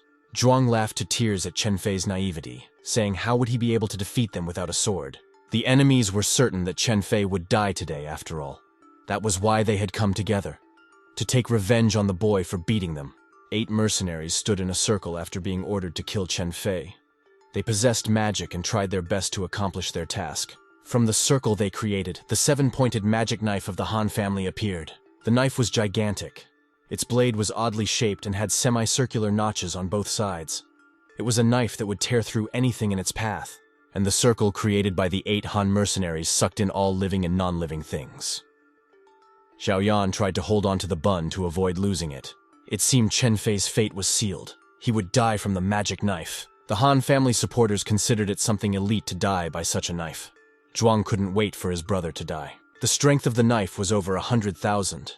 But recall that Chen Fei had recently dealt with such strength as well, although knife techniques were much better than fire and thunder techniques. This, of course, scared the guys, but realizing that the power was only 100,000, they calmed down. Chen Fei ordered his friends to get away from him. Xiaoyan trusted the guy, so she took Puffy behind her to stay out of the way. Chen Fei had just received a generous gift from the Chen family, so he was going to show it off to his favorite enemies. The leader of the group, Han, was confident in his strength and underestimated Chen Fei, thinking that the guy wanted to commit suicide. But believe me, there's nothing worse than underestimating your enemy, whatever that enemy may be. Chen Fei built up his strength gradually, making the thunder energy more powerful and more potent. The 7-pronged knife flew straight at the guy. Is the power of thunder and lightning strong enough to resist Han's knife? Or will the guy really die? No, Chen Fei was alive and well. There wasn't a scratch on him. But around and under his feet, cracks formed on the ground. The impact was indeed powerful, but the strength of the Chen bloodline was even stronger in Chen Fei's hands. The situation that happened betrayed the guy's confidence and discouraged the enemies. The Han knife was nothing to Chen Fei. Was it really the strongest weapon in their stockpile? The mercenaries couldn't just walk away from the mission. If they didn't kill Chen Fei, they would all be executed. The faction leader couldn't do it alone, so he ordered everyone to attack Chen Fei. The enemies didn't give up, even though they could now see Chen Fei's might. There was nothing left for him but to continue using his new skills. This time, Chen used the legendary fire. Balls of fire flames flew at the enemies, sparing no one. I guess if you touch them, they'll turn into ashes. Chen Fei really grilled those guys. Chen Fei knew the extent of his strength, and never bragged about it like the Han family or others. His enemies liked to talk a lot, but in the end, they lost in shame and wanted revenge in the future. The relatives were in culture shock, but Xiaoyan and Puffy were as if they had predicted this outcome and were relaxed as they watched their friends' crushing victory. Chen Fei remained serious and didn't get too excited about the victory, but someone's applause could be heard behind him. Shni and Yunji watched carefully as Chen Fei dealt with the enemies.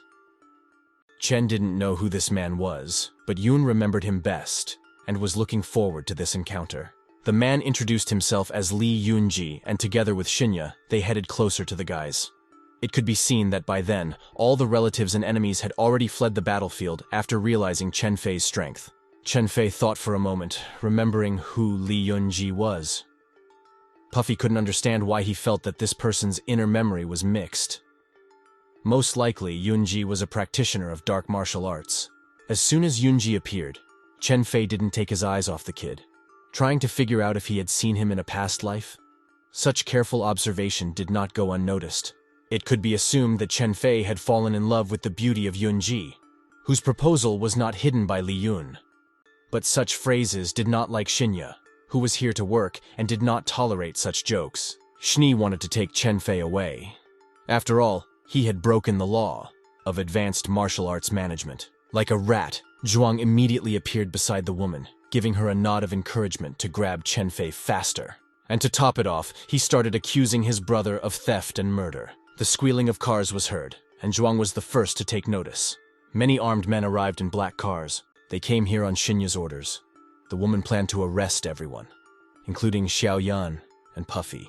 Xiao Yan was by nature an impulsive person, and this time, it was difficult to calm her down. It really wasn't fair. The guys were defending themselves, and they were being accused of everything they could think of. Xiao Yan and Chubby were also forced to go with Chen Fei, but the guy didn't like that idea. So he immediately used the power of lightning and lifted one of the cars over the heads of the people he didn't want. The car hovered over Shneya's head, but the woman didn't look frightened or try to run away. But the more she idled, the closer the car got. Chen Fei could do whatever he wanted. After all, no one can even stop him. Yunji smiled at such a clever provocation on Chen's part. The woman understood what Chen Fei wanted and let his friends go. Chen Fei was in agreement, but asked for some time and left to the backyard with his friends. Xiao Yan was very worried about her friend. He wasn't allowed to go with the head of the Magic Bureau, but he knew what he was doing and was going there of his own free will. Chen Fei touched his friends' foreheads. The guy gave them some special ability. It was exquisite knowledge of the ocean. Puffy got the same, marveling that such a martial art even existed. And of course, Chen Fei gifted the ability to bun as well. The refined knowledge of the ocean would protect Chen Fei's dearest people. Chen Fei praised Xiao Yan and Puffy for their efforts, for they had indeed helped Chen Fei a lot. After the empowerment, Bun felt like he wasn't just a dog, but someone more. Chen Fei took Bun and got into the car that was waiting for him. Lastly, he asked Xiao Yan to take care of Puffy. Xi was only too happy to stand up for Puffy. After all, they had already become friends, and were like brother and sister themselves. Chen Fei walked past his brother, and Zhuang was shaking with fear, afraid that he wouldn't be touched by him. But Chen wasn't like him and didn't attack the Spodtege. He was giving his brother a chance to improve and be a better person for the time he was away. Zhuang didn't even think about it. Yes, he was afraid of Chen Fei, but not his friends, and was already thinking of a plan to hurt them and eventually take revenge on his brother. Li Yun was relaxing in the car and thinking. During his absence of 1,000 years, the world had changed a lot, and there were things that people had never dared to dream of before. Li Yunji possessed a spatially temporal fragment of the Chen family. This gave him tremendous advantages. In the last life, Chen Fei and Li Yun had often feuded with each other over love. But thanks to the spatial and temporal elements, Li Yun wasn't going to lose to Mo Shuyang so easily. The Han family watched the battle that took place. They were trying to understand why Chen Fei had defeated them after all. His movements were very fast and timed. His martial art could be compared more than a master at the 9th level. After analyzing the fight, it all caught them off guard, for they were really dealing with a strong master. The realization that Chen Fei might be a very high-level master who was hiding excited Xiao Yu. The girl started biting her nails, either out of regret or fear, but they had sent 8 masters to Chen Fei. There was a lot of hope for them. Liang was sure that Chen Fei was already dead. However, Han Meng had no doubts either, for he considered the 7-pointed magic knife technique to be the strongest in Jiangnan City. According to their calculations, victory should be on their side. But fortunately, not everything happens the way you want it to. Han Meng abruptly stood up from his chair.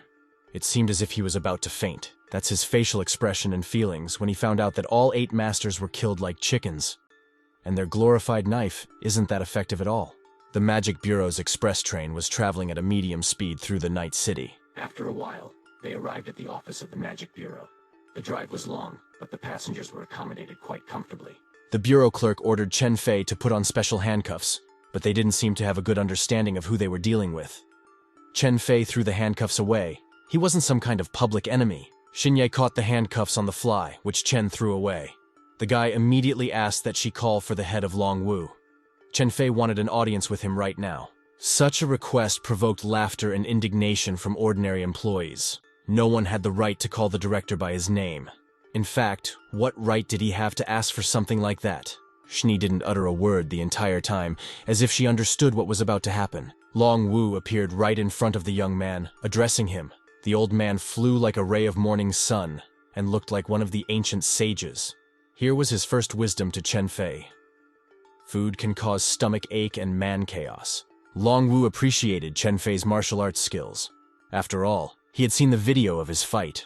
It was safe to assume that Chen Fei's skill was at least 2,000 points. After all, the guy had even managed to defeat 8 masters single-handedly. Li Yun clarified, throwing flirtatious glances at Shinya at the same time. One of the staff members also clarified that Chen Fei had managed to destroy the 7-pointed magic blade of the Han family. The strength of such a blade was most likely at least 2,000 as well. Chen Fei didn't even need to say anything about it, because it was already being talked about. Long Wu considered not supporting magical weapons, but specifically the fact that he was relied on as if he had a negative experience in the past. Chen Fei was not surprised that Long Wu had been stuck in the Jidan realm for 20 years. Long Wu was surprised by Chen Fei's words, and his servants immediately stood up for the head. After all, when the Long clan fought for Xiaoshen. And what right does Chen Fei have to talk to the head? This didn't embarrass Chen Fei one bit. He knew all of Long Wu's deeds and merits and had come to his bureau for this reason. The world was changing, and not for the better. Chen Fei was sure that something incorrigible would happen very soon. And the reason Chen Fei is here is to help and inspect the bureau. Such words caused the employees to have very negative emotions, as if they were going to attack the guy like dogs for being so insolent. The men thought Long Wu was the most powerful and influential person, and here was some teenager who wanted to teach someone, but Long Wu stopped his men. Since the guy had such a high opinion of himself, he knew what to do, suggested Master Long Wu. The master reminded that martial arts had an obstacle after the 9th level, and at that moment, he channeled the green fallen leaf with a stream of his energy. A leaf flew towards Chen Fei's face. His men were ecstatic, as expected from the great Long Wu could injure a person even with a leaf, and his spiritual power was impressive. Long Wu put up a huge door in front of Chen Fei. Unless a young man was at the Jidan realm stage, he would never pass through this door and see what was there. Jidan's kingdom is not a door, it's just a fence, and Long Wu saw it as a great door. As the saying goes, an insect in summer speaks of frost. A frog in a well speaks of the sea. The path of martial arts is like a boat swimming against the current. Long Wu has been consumed by his own inner fears, and that's why he can't move forward in the past 20 years. A fallen green leaf flew into Long Wu's eye, who stood discouraged. It could be seen that his hands began to tremble. Is he worried or afraid? What a time for Chen Fei to say his name, and each time he does so with undisguised pleasure. Right in front of everyone, a small leaf crumbled into many pieces. This shocked a lot of people. But let's note that it wasn't Li Yunji.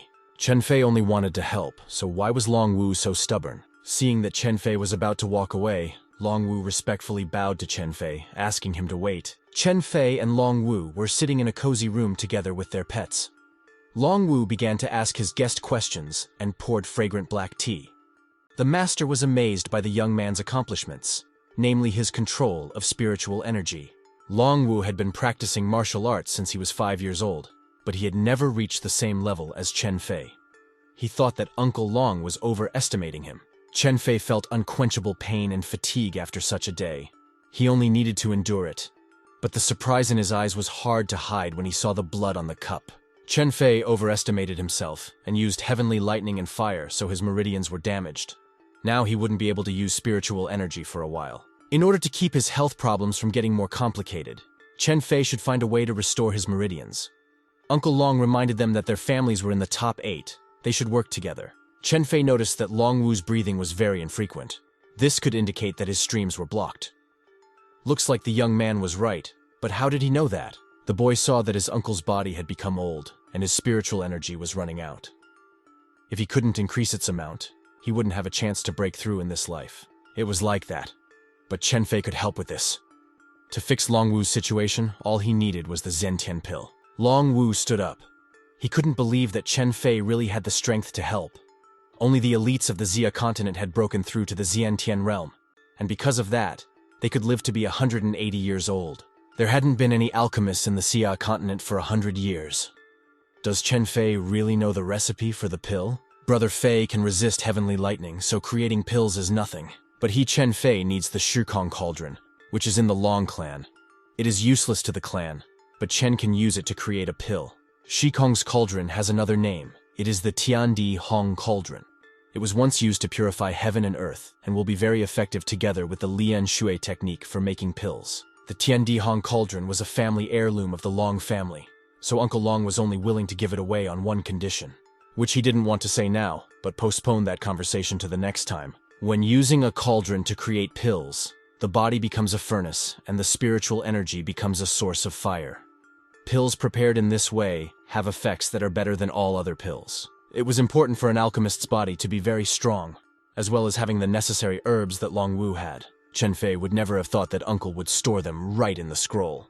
No one would bother Chen Fei here, but he asked that Long Wu keep an eye on him while he created the pill. Chen Fei's strength was running low, but he still proceeded to create pills that would require extra strength. Chen Fei could feel the heavenly lightning and the power of the earth. They were very strong and were causing havoc in his body. Even his Lian Xue technique is unable to subdue her. The body might not be able to withstand such strength. The guards were watching Chen Fei through their cameras. His strength seemed good to say the least. But seriously, the workers thought he wasn't human at all. Somewhere outside, Li Yunji was also watching Chen Fei. He didn't want him to take any risks after all. He might die, and that wouldn't be interesting. The assistant brought Shinya a report on Li Yun. As a conclusion, his strength is a bit strange. This was the first time people had ever seen someone's power to be negative. Yunji immediately turned his attention to Shinya, but out of seriousness, he immediately started smiling and joked about his incredible beauty. Chief Cold ordered him to leave, but under no circumstances to remove his bracelet. Yunji said goodbye to the woman, but clarified that he would always remember her. Shni immediately chased him away, and Yun didn't hesitate and rushed into the hallway. After running through the whole building, he went outside, where it was night and the stars were shining. Liang's car stopped right next to Yunji, who was passing by. In Liang's eyes, Yun looked like some kind of ragamuffin, and that was a good reason to mock the passerby. But soon, they turned around and went in different directions. Yunji was in no hurry to leave and listened to the conversation. Xiaoyu was worried. Would they be able to find Chen Fei? Han Liang had no doubts about his victory. After understanding the gist of the conversation, it was enough for Yunji to clarify whether they wanted to take revenge on Chen Fei to interest the passers-by. Yunji hadn't even done the honor of saying his name, and he was already ready to help them with the case. The Zhang Chen family resides in this place, and the leader sits on the throne. His mercenaries have come to report that Chen Fei has defeated Seng Kai and mastered the heavenly thunder flame. The lord received a call from the head of the Han family. He didn't waste any time, and immediately asked about Chen Fei. Han Meng was hinting to the head of Chen Qian to unite. But did he really mean to say that their family was powerless against Chen Fei? But in the next moment, Han Meng yelled into the tube, as if it was the cry of his soul. He wanted to kill Chen Fei at any cost. Han Manor had Yunji as a guest, who surely suggested making such a call. The boss here now was not Han Man, but Yunji. After all, he was the one they reported to. The proud Han family kneels before Yunji without knowing who he is. They're willing to trample their pride but kill Chen Fei. Li Yunji had a plan, and the first item in that plan was Chen Fei's friends. Meanwhile, the guy himself continued to create a pill for Long Wu. He was focused, but his thoughts were definitely not on the pills. Chen Fei recalled the appearance of the guy he had recently and realized that he knew him. Concentration wasn't easy for him. His breathing was labored and sweat was running down his body. It was all the result of tension and an unpleasant memory from the past, of him and this guy. But what is he to Chen Fei, friend or foe? It is deep night in Jiangchuan City. All the houses were asleep. Xiao Yan was sleeping sweetly. The room was hot and the girl had almost removed the blanket. In her hand, the scales given by Chen Fei were glowing brightly. In Java, it felt like she was flying. But in her dream, she had a beautiful dream. This place was filled with great potential energy and an interesting structure. The place was not familiar, but it was fabulous to see koi fish there. Xiao Yan noticed a strange object. It was a cauldron that belonged to Chen Fei, but she hardly knew him. A girl with long hair stood in front of Xiao Yan. A koi flew up to her. She saw it as a dragon. When she turned around, the girls saw each other. They were strangers, but Xiao Yan recognized her as herself. The girls were really very similar in appearance, the same facial expression, The same gaze. As soon as they looked closely at each other, Xiao Yan started to disappear from this place. Xiao Yan tried to scream for the stranger to pay attention to her, but the stranger herself didn't know what was going on. When Xiao woke up, she deliriously began to whisper Chen Fei's name as if it would calm her down. While everyone was sleeping, Chen Fei cultivated along with Bun. The stones he possessed were very small. They had to be spread out. The power of such stones cannot be wasted. The dot on the bun glowed red, and then the dog took off as if it was absorbing the power of the stones. Chen Fei was still working on the pills, and it seemed to be progressing very well. Bun could take any one of them and become much stronger than her former self. The colored Bun was indeed a smart and brave dog, and now also with superpowers. Watching the door, Longwu was pleasantly impressed that Chen Fei even cared about the dog's strength. Chen Fei began to cultivate his body step by step. It was not easy for him, but it was necessary. He could feel the blood circulating through his body, and it was as if energy began to rush from his abdomen, finding no place in his body. The energy was so powerful that it passed through the building and rose into the sky and along the city. Longwu concluded that Chen Fei's strength exceeded 1 million. He didn't have any magical attributes. After 3 days, the pill seemed to be ready, but Chen Fei still decided to find his aunt to help him make the pill. Longwu never dreamed that somewhere on the island there was a good alchemist who could create a pill after all. Shni had always suspected that Chen Fei was hiding something, so it made sense to continue to keep watching him. What if he was still hiding something important? Suddenly, Longwu assumed that Shini was similar to Chen Fei in some way. Just how? Be that as it may, the girl didn't like the suggestion. Our cavalier knocked on the courtyard door of Mo's manor. Xiaoyan, still dressed in her pajamas, immediately pounced on Chen Fei. The girl was very happy about her friend's arrival. She gave him a rather intimate hug. This made Chen Fei feel very embarrassed. It seems not just the guy, but Bun as well. Xiaoyan continued to hug Chen Fei, not noticing that the straps of her tank top had fallen down, but she felt something else resting against her. Ahem. This kind of made Chen Fei's nose bleed, and he asked the girl to move away from him. But that one didn't understand anything. He had absorbed a lot of thunder energy recently, and he needed to release the remaining fire, Chen said with embarrassment. Xiaoyan still didn't understand what her friend meant. How do you mean unleash the fire? And then presented erotic pictures, thinking that Chen Fei was hinting at sexual intercourse. Such a suggestion made the girl very angry. Chen Fei tried to explain that he didn't mean that at all. But Xiaoyan was faster and punched him in the beard with her fist. The blow was so strong that the guy almost fell down. Chen Fei just wanted to go to Mo's Jade Pool. The Jade Pool was located on Qingchen Mountain, and Xiao didn't understand what he was talking about. Chen Fei had simply forgotten that the Mo family hadn't found the Jade Pool and couldn't obtain the sword. It was still too early for that. Li Yun had helped cultivate Han Liang. Now if he met Chen Fei, he could overpower him with his new strength. Li Yun gifted the guy with a devilish tiger fist that was many times stronger than a normal game fist technique. Han Liang now had at least 2,000 points. Xiao Yu was in a daze, for she had never seen a master of more than 2,000 points, not counting Chen Fei. Not only had Liang cognized the 8 divine needles, but he had also discovered the 8 striking points. This made Han Liang even more powerful than he was before. But the question arose by itself.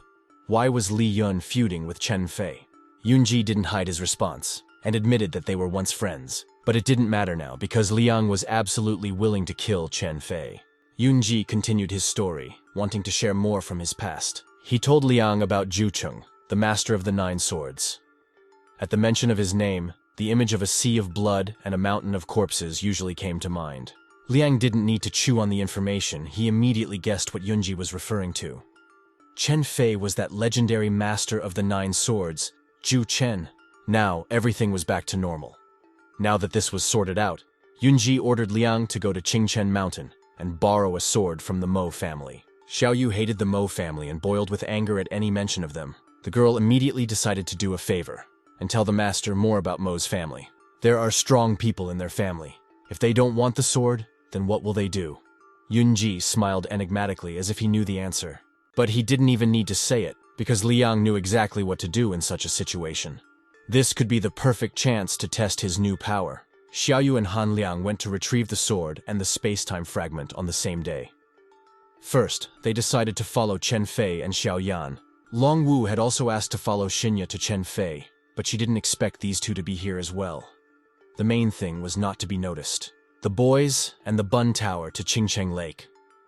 The water in it was crystal clear. The sun's rays literally glistened on this water. In the middle of the lake stood an unusual structure. Deja vu popped up in Xiaoyan's mind that she had already seen this place once before. It was exactly like it was in reality. The thing is, it's an imitation of a space-time temple. How could Xiao see it? The jade blade was in that lake. It was sealed by the 5 elements of the 8 trigrams. Chen Fei knew about it, but it seems the mention of the 5 elements didn't explain anything to Xiaoyan and Bun. Therefore, Chen Fei was only too happy to tell what he meant. The 5 elements are fire, water, earth, metal, and wood. Each of these characters stands for one of the elements. In order for them to take the sword, they need to break this seal of the elements. To the Xiaoyan who had encountered this, it all sounded very, very complicated. But only she is capable of breaking all the seals of the 5 elements. And she is the only one in the southern part of the continent who can do it. Such a fact must be motivating. For example, Chen Fei can't do it because he's not good at the elements. Yes, it's certainly not easy, but it's something Xiaoyan can do. Before getting down to business, Chen Fei began to give his instructions on what the girl should do. To begin, arrange the elements in this order. The fire element above you, the wood element on the right, the water element on the bottom right, the metal element on the bottom left, and the earth element on the left. Xiaoyan set to work. She was worried, but under the careful guidance of her friend, she felt much better.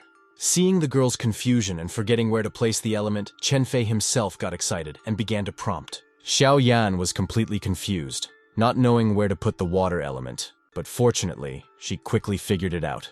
Oh, that's the real luck of the draw. The girl laid out all the elements correctly, so the seals really opened. The stones of the elements formed a 5-pointed star that loomed in the air, and then the portal itself opened in front of the guys, and Chen Fei exhaled in relief. To get to their desired location, they decided to use lily pads, treading carefully on them. They were large, so they had no problem holding a person. A path of lilies led straight to the sakura tree where the sword was. The sword couldn't be taken so easily. It was stuck into a rock. An ordinary person would definitely not be able to get it. The jade blade was not only famous for its strength, but also for its extraordinary beauty. After so many years, there was not a single rust on it, and the hilt was still intact. Without thinking long, Chen Fei used his strength to pull out the sword without any problems. It was not difficult for him to do so. Just as his hand reached for his blade, someone threw a rock at him. The still hiding Liang thanked. Chen Fei thanked that he didn't even have to remove the barrier. Chen Fei remained completely calm, even with the senseless threats to kill him. He knew his capabilities, and he didn't backpedal. Seeing her longtime enemies who were about to take their rightful possession right now, Xiaoyan rolled up her sleeves and was about to attack. But Chen Fei stopped her by gently squeezing her fist. He didn't want the girl to get her hands dirty on these scum. After all, Shni's magic whip would handle it much better. There was no longer any point in hiding Shinya, and the woman came out of her hiding place, surprised that Chen Fei had gotten wind of her surveillance. The mad whip technique was a love and passion for Snaya, like any hobby for someone. Master Cold threw her whip at Liang, who immediately caught it and pulled on it with half his strength. Shni did not fall, but did a special and graceful trick that was mesmerizing in its beauty. Xiaoyan was equally surprised that Chen Fei had so easily discerned Cold's presence here. Bun sat obediently at Chen Fei's feet the entire time, as if she understood what they were talking about. Chen Fei was even a little embarrassed by this kind of attention, but he wanted to clarify something, as he was interrupted by Liang. It was hard for him to believe that a woman like Xinyi was Chen Fei's disciple. Master Cold gracefully landed on the ground, preventing herself from falling. Xiaoyu didn't refrain from caustic comments either, for she saw nothing in common between Chen Fei and his teaching. What could Shinya and Chen Fei possibly have in common? Long Wu is the leader of the Magic Bureau, so when did Chen Fei become their teacher? Liang flirted with Shinya, hinting that he could be a better teacher. But his flirtation seemed rather nasty, and maybe that was what he was trying to do. Shinya is very annoyed by this kind of innuendo. She is ready to kill anyone who communicates with her in this way. Liang was next. Her family had once lost the mad whip technique, and now she didn't even expect to be able to resume it again.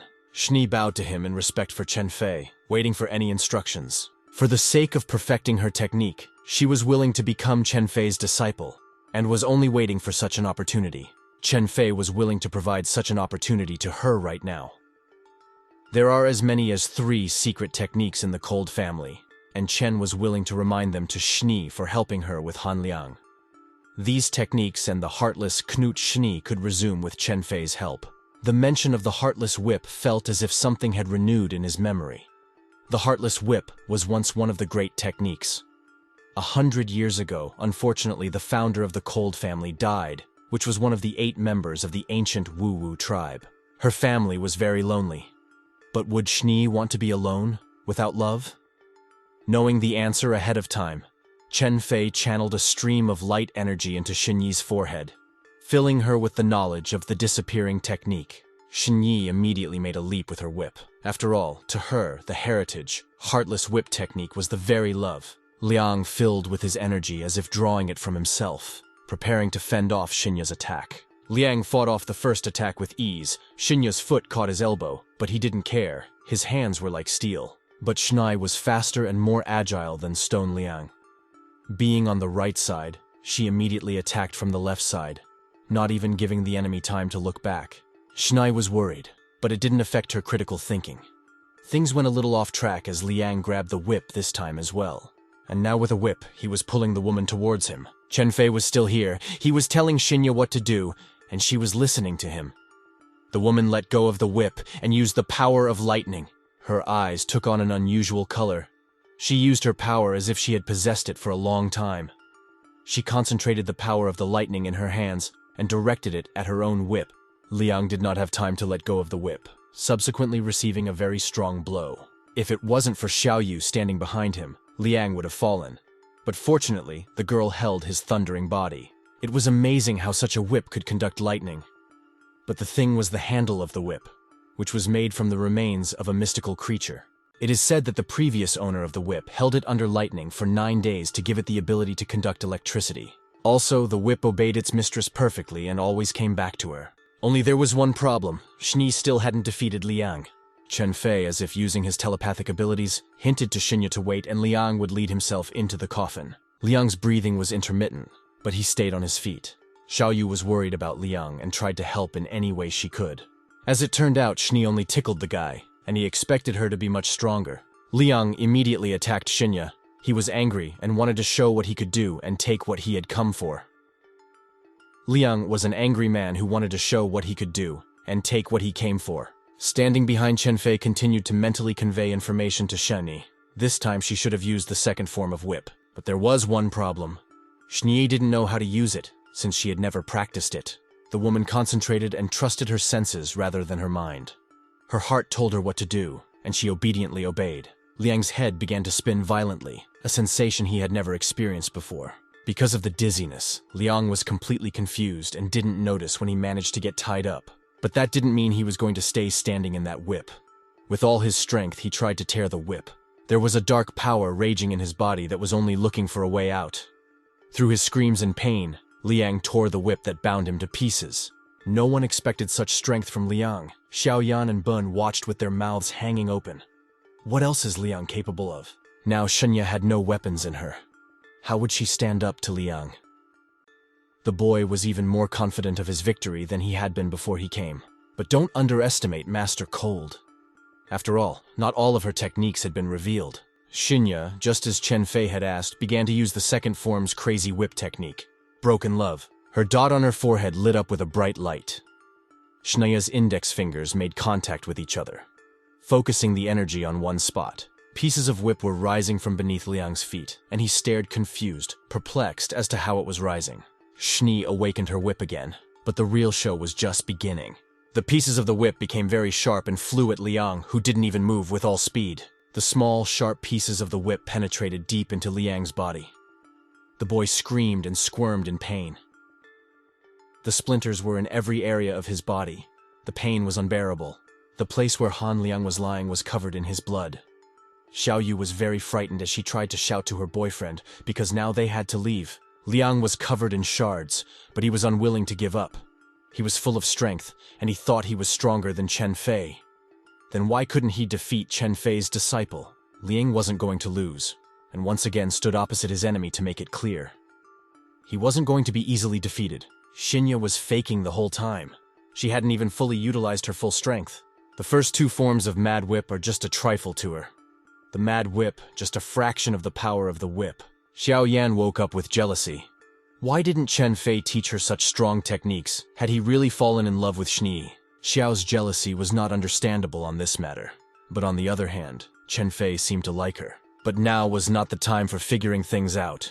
Shni didn't know how she should proceed and waited for Chen Fei's instructions. Chen coughed first, and as a result said to use the third form of the whip, and then the last form of the whip. Then Shni would defeat Liang. Shinya began to act on the plan, first using the third form of the whip. Han Liang also used the devilish tiger fist against the woman. The last form of the whip came into play and formed a circle with Shini in it. Liang literally flew towards Shini, trying to hit her with the tiger's fist. But he couldn't even touch Shinya. As he was in midair, he immediately crouched down and was about to fall to the ground. The pain was so intense that it felt like his body was exploding from the inside out. The pieces of the whip were still inside Han Liang. It was time to take it away. He was conscious, but the fall was very hard on him. When the pieces of the whip came out of his body, Liang started spitting blood. The whip had regained its shape. Liang surprisingly accepted his defeat with proper respect. He had lost to a girl in such a short amount of time, and yet he thought Shinya was tough. The fight ended. Shini put on her jacket, and Xiao Yan realized something. The thing was that the whip was causing a side effect. This side effect is showing sympathy in anyone, not just your enemy. Xiao Yan was jealous of Chen Fei, because this technique was frightening and was capable of more. Tears were almost flowing from the girl's eyes as she asked him not to use this technique. Chen Fei was not blind and saw all of Xiao's worries. Such jealousy made his cheeks blush. He didn't regret meeting Xiao Yan in the slightest. Surprisingly, Xiao Yu didn't run away when she saw that her boyfriend was unconscious. The girl tried to help him up and promised that they would get out together. It was obvious that he was a dead man. Xiao Yu should have taken care of herself after all. The whip was now aimed at her. In tears, Xiao Yu began to beg Chen Fei to spare them, remembered the old days, and was almost on her knees. Han Liang was disgusted to hear his girlfriend begging for mercy from his ex. The guy ordered her to get out. Liang felt that he was on the verge of death, so he clearly decided if he died, he would take his enemies with him. Han Liang was weak but drained all the energy he had and directed it at Chen Fei. In response, Chen used his slashing sword. The two energies of two ancient families collide again. Who will win this time? It was like something out of a movie. Liang's black energy pushed back the slashing sword with an explosion. Chen Fei's meridians were not good at all. They hadn't fully recovered from last time, and now it was worse. Seeing how bad her friend was, Xiao Yan couldn't stand it and made a promise to herself that everyone with the surname Han would die by her hand. Xiao attacked Han Liang using the 8th form of perfect victory. Liang countered with a soul deprivation technique. The girl was much stronger than Liang. She wanted revenge, and that played a big role. Liang couldn't resist the girl and fell down. He was completely exhausted, but conscious. Liang was flying and vomiting his blood, and Xiao Yu was trying to catch his body. Liang found himself in his girlfriend's embrace. Xiao Yu didn't have any abilities and couldn't resist enemies, so she tried to at least help morally. Han Liang's body grew weaker. It seemed as if his minutes were numbered. Xiao Yan was filled with determination and was giving Chen Fei time to rest. She would always stand at his defense, but something was wrong. The girl began to shake all over, although a second ago she was absolutely fine. Xiao Yan felt really bad, but was it a side effect from the battle or something else? The girl was losing consciousness and started falling in front of everyone. Chen Fei immediately scrambled to catch Xiao. It was painful for him to see his friend in pain. Chen Fei had to put her on his lap, but what could he do to help? Han Liang was still alive and with a sense of vengeance. He rebuked Chen Fei for having the cowardice to hide behind a girl. He gave his word that he would kill Xiao Yang. Han Liang didn't even have a living spot on him. He himself was holding on with Xiao Yu's help, but there was no longer any point for the girl to hold it. A sword stabbed into Han Liang's heart. The slashing sword pierced through Liang's chest. Chen Fei's strength was extraordinary. He was willing to kill anyone who dared to lay a finger on a Xiao Yan. Tears flowed from his eyes, but he would kill Han Liang at any cost. Chen Fei kept his word after all and defeated Han Liang. But according to the enemy, Xiao Yan is a living corpse. Such words made Chen Fei even more angry and hateful. To make Liang shut up faster, Chen pierced him deeper. But the one still managed to say that Chen Fei wouldn't be able to save Xiao Yan. Chen Fei was confident that he would save Xiao after all. But Han Liang is already dead. There's certainly nothing anyone can do for him. This was the last conversation he would have. Chen Fei pulled out a slashing sword from Han Liang's dead body, trying to shake off the blood. Xiao Yu almost cried, but held back her tears upon seeing the body of her dead boyfriend. She leaned closer to him, and put her finger up to his nose, wanting to know if he was really dead. Liang was really dead, and he wasn't breathing anymore. After realizing this, Xiaoyu almost pounced on Chen Fei, but she realized that she wouldn't do anything to him. Xiaoyu was sure that the Han family would not let this go and would definitely take revenge. Chen Fei remained silent, unwilling to even communicate with his ex.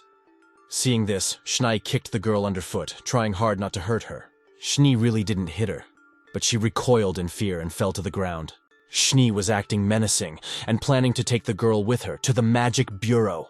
Xiaoyu was very afraid of Schnee and was on all fours trying to run away from the woman who was about to catch up with her. The image of Li Yun, who had explained that the devil body could not be restored, but one could absorb its power to become stronger himself, surfaced in her mind. Xiaoyu shed a tear on Liang's face. She was sorry, but she wanted to survive and avenge him by using his own strength. Something began to happen. From Liang's body, power was being transferred into Xiaoyu's body. Her eyes, her veins reddened. The sensation wasn't pleasant, but she had to endure it to get the power. There was some kind of hurricane happening in the place where Xiaoyu was. One had to hold on to the ground tighter to stand still, or else the wind current might just blow away. The black hurricane wasn't simple. It was 9 demons. Chen Fei already had an idea of what he was going to face. After all, they were once in his life. It really worked. Xiaoyu was filled with power so much that her clothes cracked and had holes in them. This power was a lot, and with her fingernail, she cut through her palm. A drop of blood fell into the river, as if poisoning it with dark energy. Xiaoyu was running away in front of her eyes, but Shinya didn't do anything. Xiaoyu promised that she would definitely come back. After leaving, it started pouring rain, but Chen Fei was in no hurry to go anywhere. Together with Bun, they stood over Xiaoyan's body, pondering how they could help her. The scales were helping them a little, but if not properly healed, Xiaoyan's soul could disappear. To her luck, Xiaoyan kept the scales nearby and Chen Fei can use it. Dragon scales can save a soul. It was also because of Chen Fei that Xiaoyan died again this time. No matter how much he protected her, no matter what he did, she would die again, right in front of Chen Fei's eyes. The guy lifted the girl off the ground, hugging her tightly around the shoulders. His gaze was determined, as if he had already decided what he was going to do next. Chen Fei was saving Xiaoyan at the cost of his life. He didn't care that his life was going to be shorter. The most important thing was that Xiaoyan would not die now, but would live with him. The scales were like a conductor of energies, and Chen Fei was able to use it to conduct his life force into the girl's body, thanks to which she was still alive, though not yet conscious. To save Xiaoyan, Chen Fei gave 10 years of his life and asked that Long Wu not get involved. Chen Fei began to realize how Liang and Xiaoyu had become stronger, and asked Schnee to find out about Li Yunji. Schnei took all the instructions. She bowed in farewell. Through the portal that opened, the woman passed through to her desired location. Bun tried to support Xiaoyan as best he could and licked her palm, and Chen suddenly remembered the stones. For the sake of Xiaoyan's safety, Chen Fei decided to seal the girl in this place for a while. He gave all the stones to Bun. He asked him to put the stones in order. Bun understood what his master wanted and made it clear by barking several times. Chen Fei was holding Xiao in his hands, and was concurrently explaining to Bun where to place which stone. Holding the stones in his teeth, Bun laid them out in order in their respective places. Just a little longer, and Xiaoyan would stop suffering and finally rest from all the carnage. Chen Fei was very worried about the girl, and helped her in any way he could, even giving up part of his life just to keep her alive. Seeing Chen Fei gently kiss Xiaoyan on the forehead, Bun looked on, but soon continued to arrange the stones. He managed to arrange them into the correct elements, and soon each stone shone with a bright light. The water began to rise from the shore like a tsunami, but it didn't seem like it was going to do any harm. An icy coffin was created out of the water, just under the girl's height. Carefully, like something precious, Chen Fei placed Xiaoyan into this coffin and placed the yellow stone in her hands. The water had swallowed the ice coffin. Now it would be a temporary shelter for Xiaoyan. The pouring rain didn't help Chen Fei hide his tears. No matter how strong he was, Xiaoyan was his weak point. But one couldn't cry for long. Chen Fei wasn't going to spare his enemies anymore. One indulgence, and now his friend was on the verge of death. The Han family would be dead for this. Long Wu was sitting in his room, and Shunyi immediately managed to teleport to the Magic Bureau. The whip, whose abilities Chen Fei knew, really saved the situation. But the fact of the enmity between the Han and Chen families was very frightening. The Han family attacked Chen Fei. Heaven and earth changed, so the Wu family could not endure until today, for survival of the fittest. Schnai liked Master Chen as an honest and judicious man, and hoped that he would be fine. Chen Fei and Bun reached Mount Emi. He understood that Xiaoyan's wounds could only be cured by him and did his best to do so. On Mount Emi, there was a huge estate with traditional Chinese design. It was the Xiao Mansion. It was not difficult to reach it, as there were no unnecessary obstacles, although the mansion is placed on a mountain. To defeat the Han family, he needs Shannon's sword. The Shannon's sword is a family treasure of the Wu family. According to legend, this sword belonged to the strongest imperial soldier. Bun began to growl. It seemed that Chen Fei wasn't the only one who thought that something untoward was going on in this place. This palace on Mount Emi holds yin qi. It exuded a very dark energy that soaked everything around it. To understand what was going on here, Chen Fei used the spiritual search technique and focused on sensations. One thing became clear. There are space-time fragments here. The case was in one of the Han family's buildings. Many important people from the Han family and Jiang Chenfeng were gathered in the conference room. Xiao Yu was sitting on her knees in front of the head of the family, Li Yunji. Xiao Yu sat on the floor of the hall and cried for her dead boyfriend, breaking the news of this to everyone. His father could not believe that his son had left this world. Han Meng felt as if he had misheard him. Li Yun watched everything and remembered that Han Liang was afraid if Xiao Yu absorbed his strength in case he died. Well, Li Yun had underestimated Xiao Yu after all. She had guessed something since she had scouted out this concert. Han Meng was worse than a beast when it came to him that Han Liang was gone. He was dead. A huge war broke out. Han Meng almost swore that he would kill the entire Chen family in revenge for his son. Yunji should have guessed that Chen Fei would be there, but he miscalculated a little bit. Who can be wrong? Yunji had been sitting silently in his head seat the entire time until Han Meng addressed him. As a sign of respect for Han Liang's death, everyone present stood up from their seats. These people were quite strong, but were they able to stand up to Chen Fei? Suddenly Chen Zhuang, Chen Fei's older brother, spoke up. He promised that he would deal with the Chen family and kill Chen Fei and all those responsible for Han Liang's death. His oath was interrupted by someone's voice, which dissolved everyone present. From the outside, the 9 ghostly formations of the Xiao family could be seen. They stood like a dome, protecting the mansion from enemies. Someone behind him loudly called out Chen Fei's name, causing him to turn back around. It was Puffy. It looked like he was running fast, trying to catch up with Chen Fei. He couldn't believe that he wasn't mistaken, and it really was Chen Fei. Chubby didn't take long to greet him, and immediately explained that Chen Fei was being hunted. The Han and Chen families had a grudge against him and wanted to kill him. Only such news did not seem to frighten Chen Fei at all. He was still smiling at his friend, the kindest smile. Going to this place was too dangerous, and Puffy tried to talk Chen Fei out of the idea. There were too many enemies. Chen might just not be able to handle it. All this time, Puffy had been in the dark, and what had just become of Xiao Yan and Chen Fei's hair was not clear. Okay, the hair, that's such a big deal. But how to explain the situation with Xiao Yang? After 5 minutes, Chen Fei still told Puffy about the past. He was very angry with Han Liang, although he and Xiao Yan hadn't known each other for that long. But they had become friends right away. Therefore, Puffy was very worried about his sister. In order to save Xiao Yang, we need to get the cure, which is behind the children of the ghostly formations to be destroyed. Rumor has it that space-time fragments were used to create the 9 ghostly formations. But Chen Fei didn't want to worry about it, and all 3 of them entered the Xiao Mansion. The fragments protected the entirety of the mansion, enveloping in their dark energy. Upon entering, a strong current of wind began to blow, as if trying to disturb the guests. Chen Fei was very grateful to Puffy for just coming to help. It meant a lot to him. Not every person would do that to another person, knowing the danger that awaited him. Because of the snow that was flying in my face, I couldn't see anything. Walking further like this would be quite difficult. To help with this, Chen Fei decided to utilize the knowledge of the 5 elements and formed a magic circle out of them. Now it was possible to walk without fear of any danger. Chen Fei was moving very fast. Chubby had Bun in his arms and was watching Chen Fei, but he hurried him along. For safety's sake, Fluffy went right in Chen's footsteps, holding on to his cape. As soon as the older man turned around, Puffy was immediately grabbed by the leg by someone's bony hand. The large silhouette dragged Puffy by his hood. The 9th illusionary formation wasn't as strong. It was very hard to see, so Puffy tried to give any sign of himself. Chen Fei began to use the 7 winds technique, and then the power of the sun. He wouldn't even give his friend's kidnapping a chance. Chen Fei formed a large firebird that had a resemblance to an eagle. It seemed as if Chen had put all of his energy into it, and if anyone came close to it, they would be burned alive. The energy beat straight up into the sky and melted all the ice and snow around it.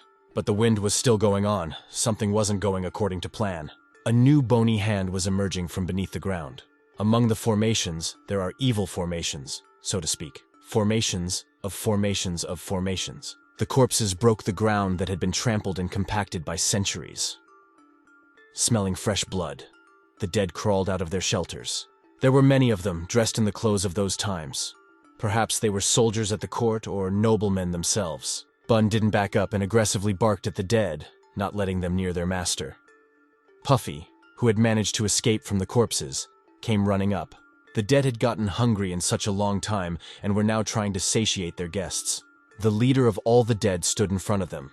They could tell by his clothes and behavior because all the other dead people relied on him. He looked pretty menacing, and Puffy didn't hide it.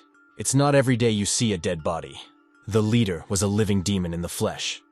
He was very strong himself, and those dead people around him were not inferior in strength either. But fortunately, Chen Fei had one way to defeat these dead men. Some man, fully clad in a dark robe, rang a bell, giving the dead man orders to destroy the guests, and they obeyed him. Perhaps this is how he summoned these dead men. The dead began performing non-human jumps, trying to deal with the living as quickly as possible. Chubby adopted a fighting stance and was ready to kill every dead person that would only come near them. His technique was simple, but very effective. Thanks to the cotton belly technique, Puffy easily pushed away several dead people at once. But the ancient corpses kept advancing. There were many of them, and it could drag on for a long time. They didn't look like normal dead people. Their faces were distorted and not typical of a normal person. It was even more frightening because they were just like puppets. Chen Fei was fighting the boss, and Bun was helping him. During this time, he found out that these corpses appear from the evil spirits of the dead.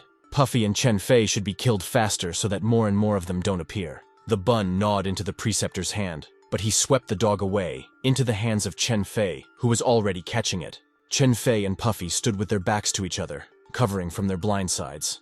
They need to kill all the dead quickly. But how to do it? Chen Fei has one method in reserve, but it seems very doubtful. These corpses can sense human breath. What if they stop breathing? The dead really were starting to ignore them. That theory was working. While they weren't breathing, the guys could regain their strength to become stronger. But how long could they sit without air?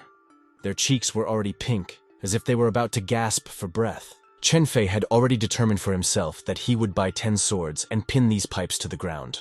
It was very difficult. Chen Fei and Bun were still holding on, but for Puffy, it was already the limit. He exhaled through his backside and finally felt alive. The dead men immediately smelled the odor and ran at the boys. However, they did not wait and rushed as fast as they could. Puffy's smell was very strong, and the dead moved on him first, striking right in his ass. Chen Fei stood up for his friend, punching the corpse right in the face. And Puffy was rubbing his butt. The dead man's touch was quite painful. Chen Fei decides to do something, but it requires Puffy to cover him from the other side. These dead people were simply terrifying. They were constantly regenerating, although it was not too difficult for Chen Fei to snag them, and he scattered them like logs. They were very hard to fight off because they're immortal, and they attack again, time after time. But how do we defeat them? If they keep fighting back like this, they will get tired quickly. There are many ways to defeat these corpses. But the problem is that Chen Fei's strength is low, and Puffy couldn't help it either. But who says he can't help? Chen Fei had such a question rising up. Did Puffy have a girlfriend? Chubby could only guess what the question was about. It was not a good guess. A weak, helpless Puffy, and a dog fighting behind him. What could be better? Chubby persistently began to prove that he had a girlfriend. One of the dead men noticed their conversation. Only Chen Fei didn't even believe that Puffy had a date. Chen Fei immediately engaged with the leader while continuing his conversation with Fluffy in parallel. But why did Chen Fei even bring this up in the first place? Did he really have some kind of plan? Here from the outside it seemed as if Chen Fei was laughing at Puffy. But right now, there was no laughing at all. After all, we have to save Xiaoyan. Yes, she's sealed in the lake. But Chen Fei is sure that Xiao still loves him to this day. Realizing this gave even more strength, and Chen defeated the leader once again.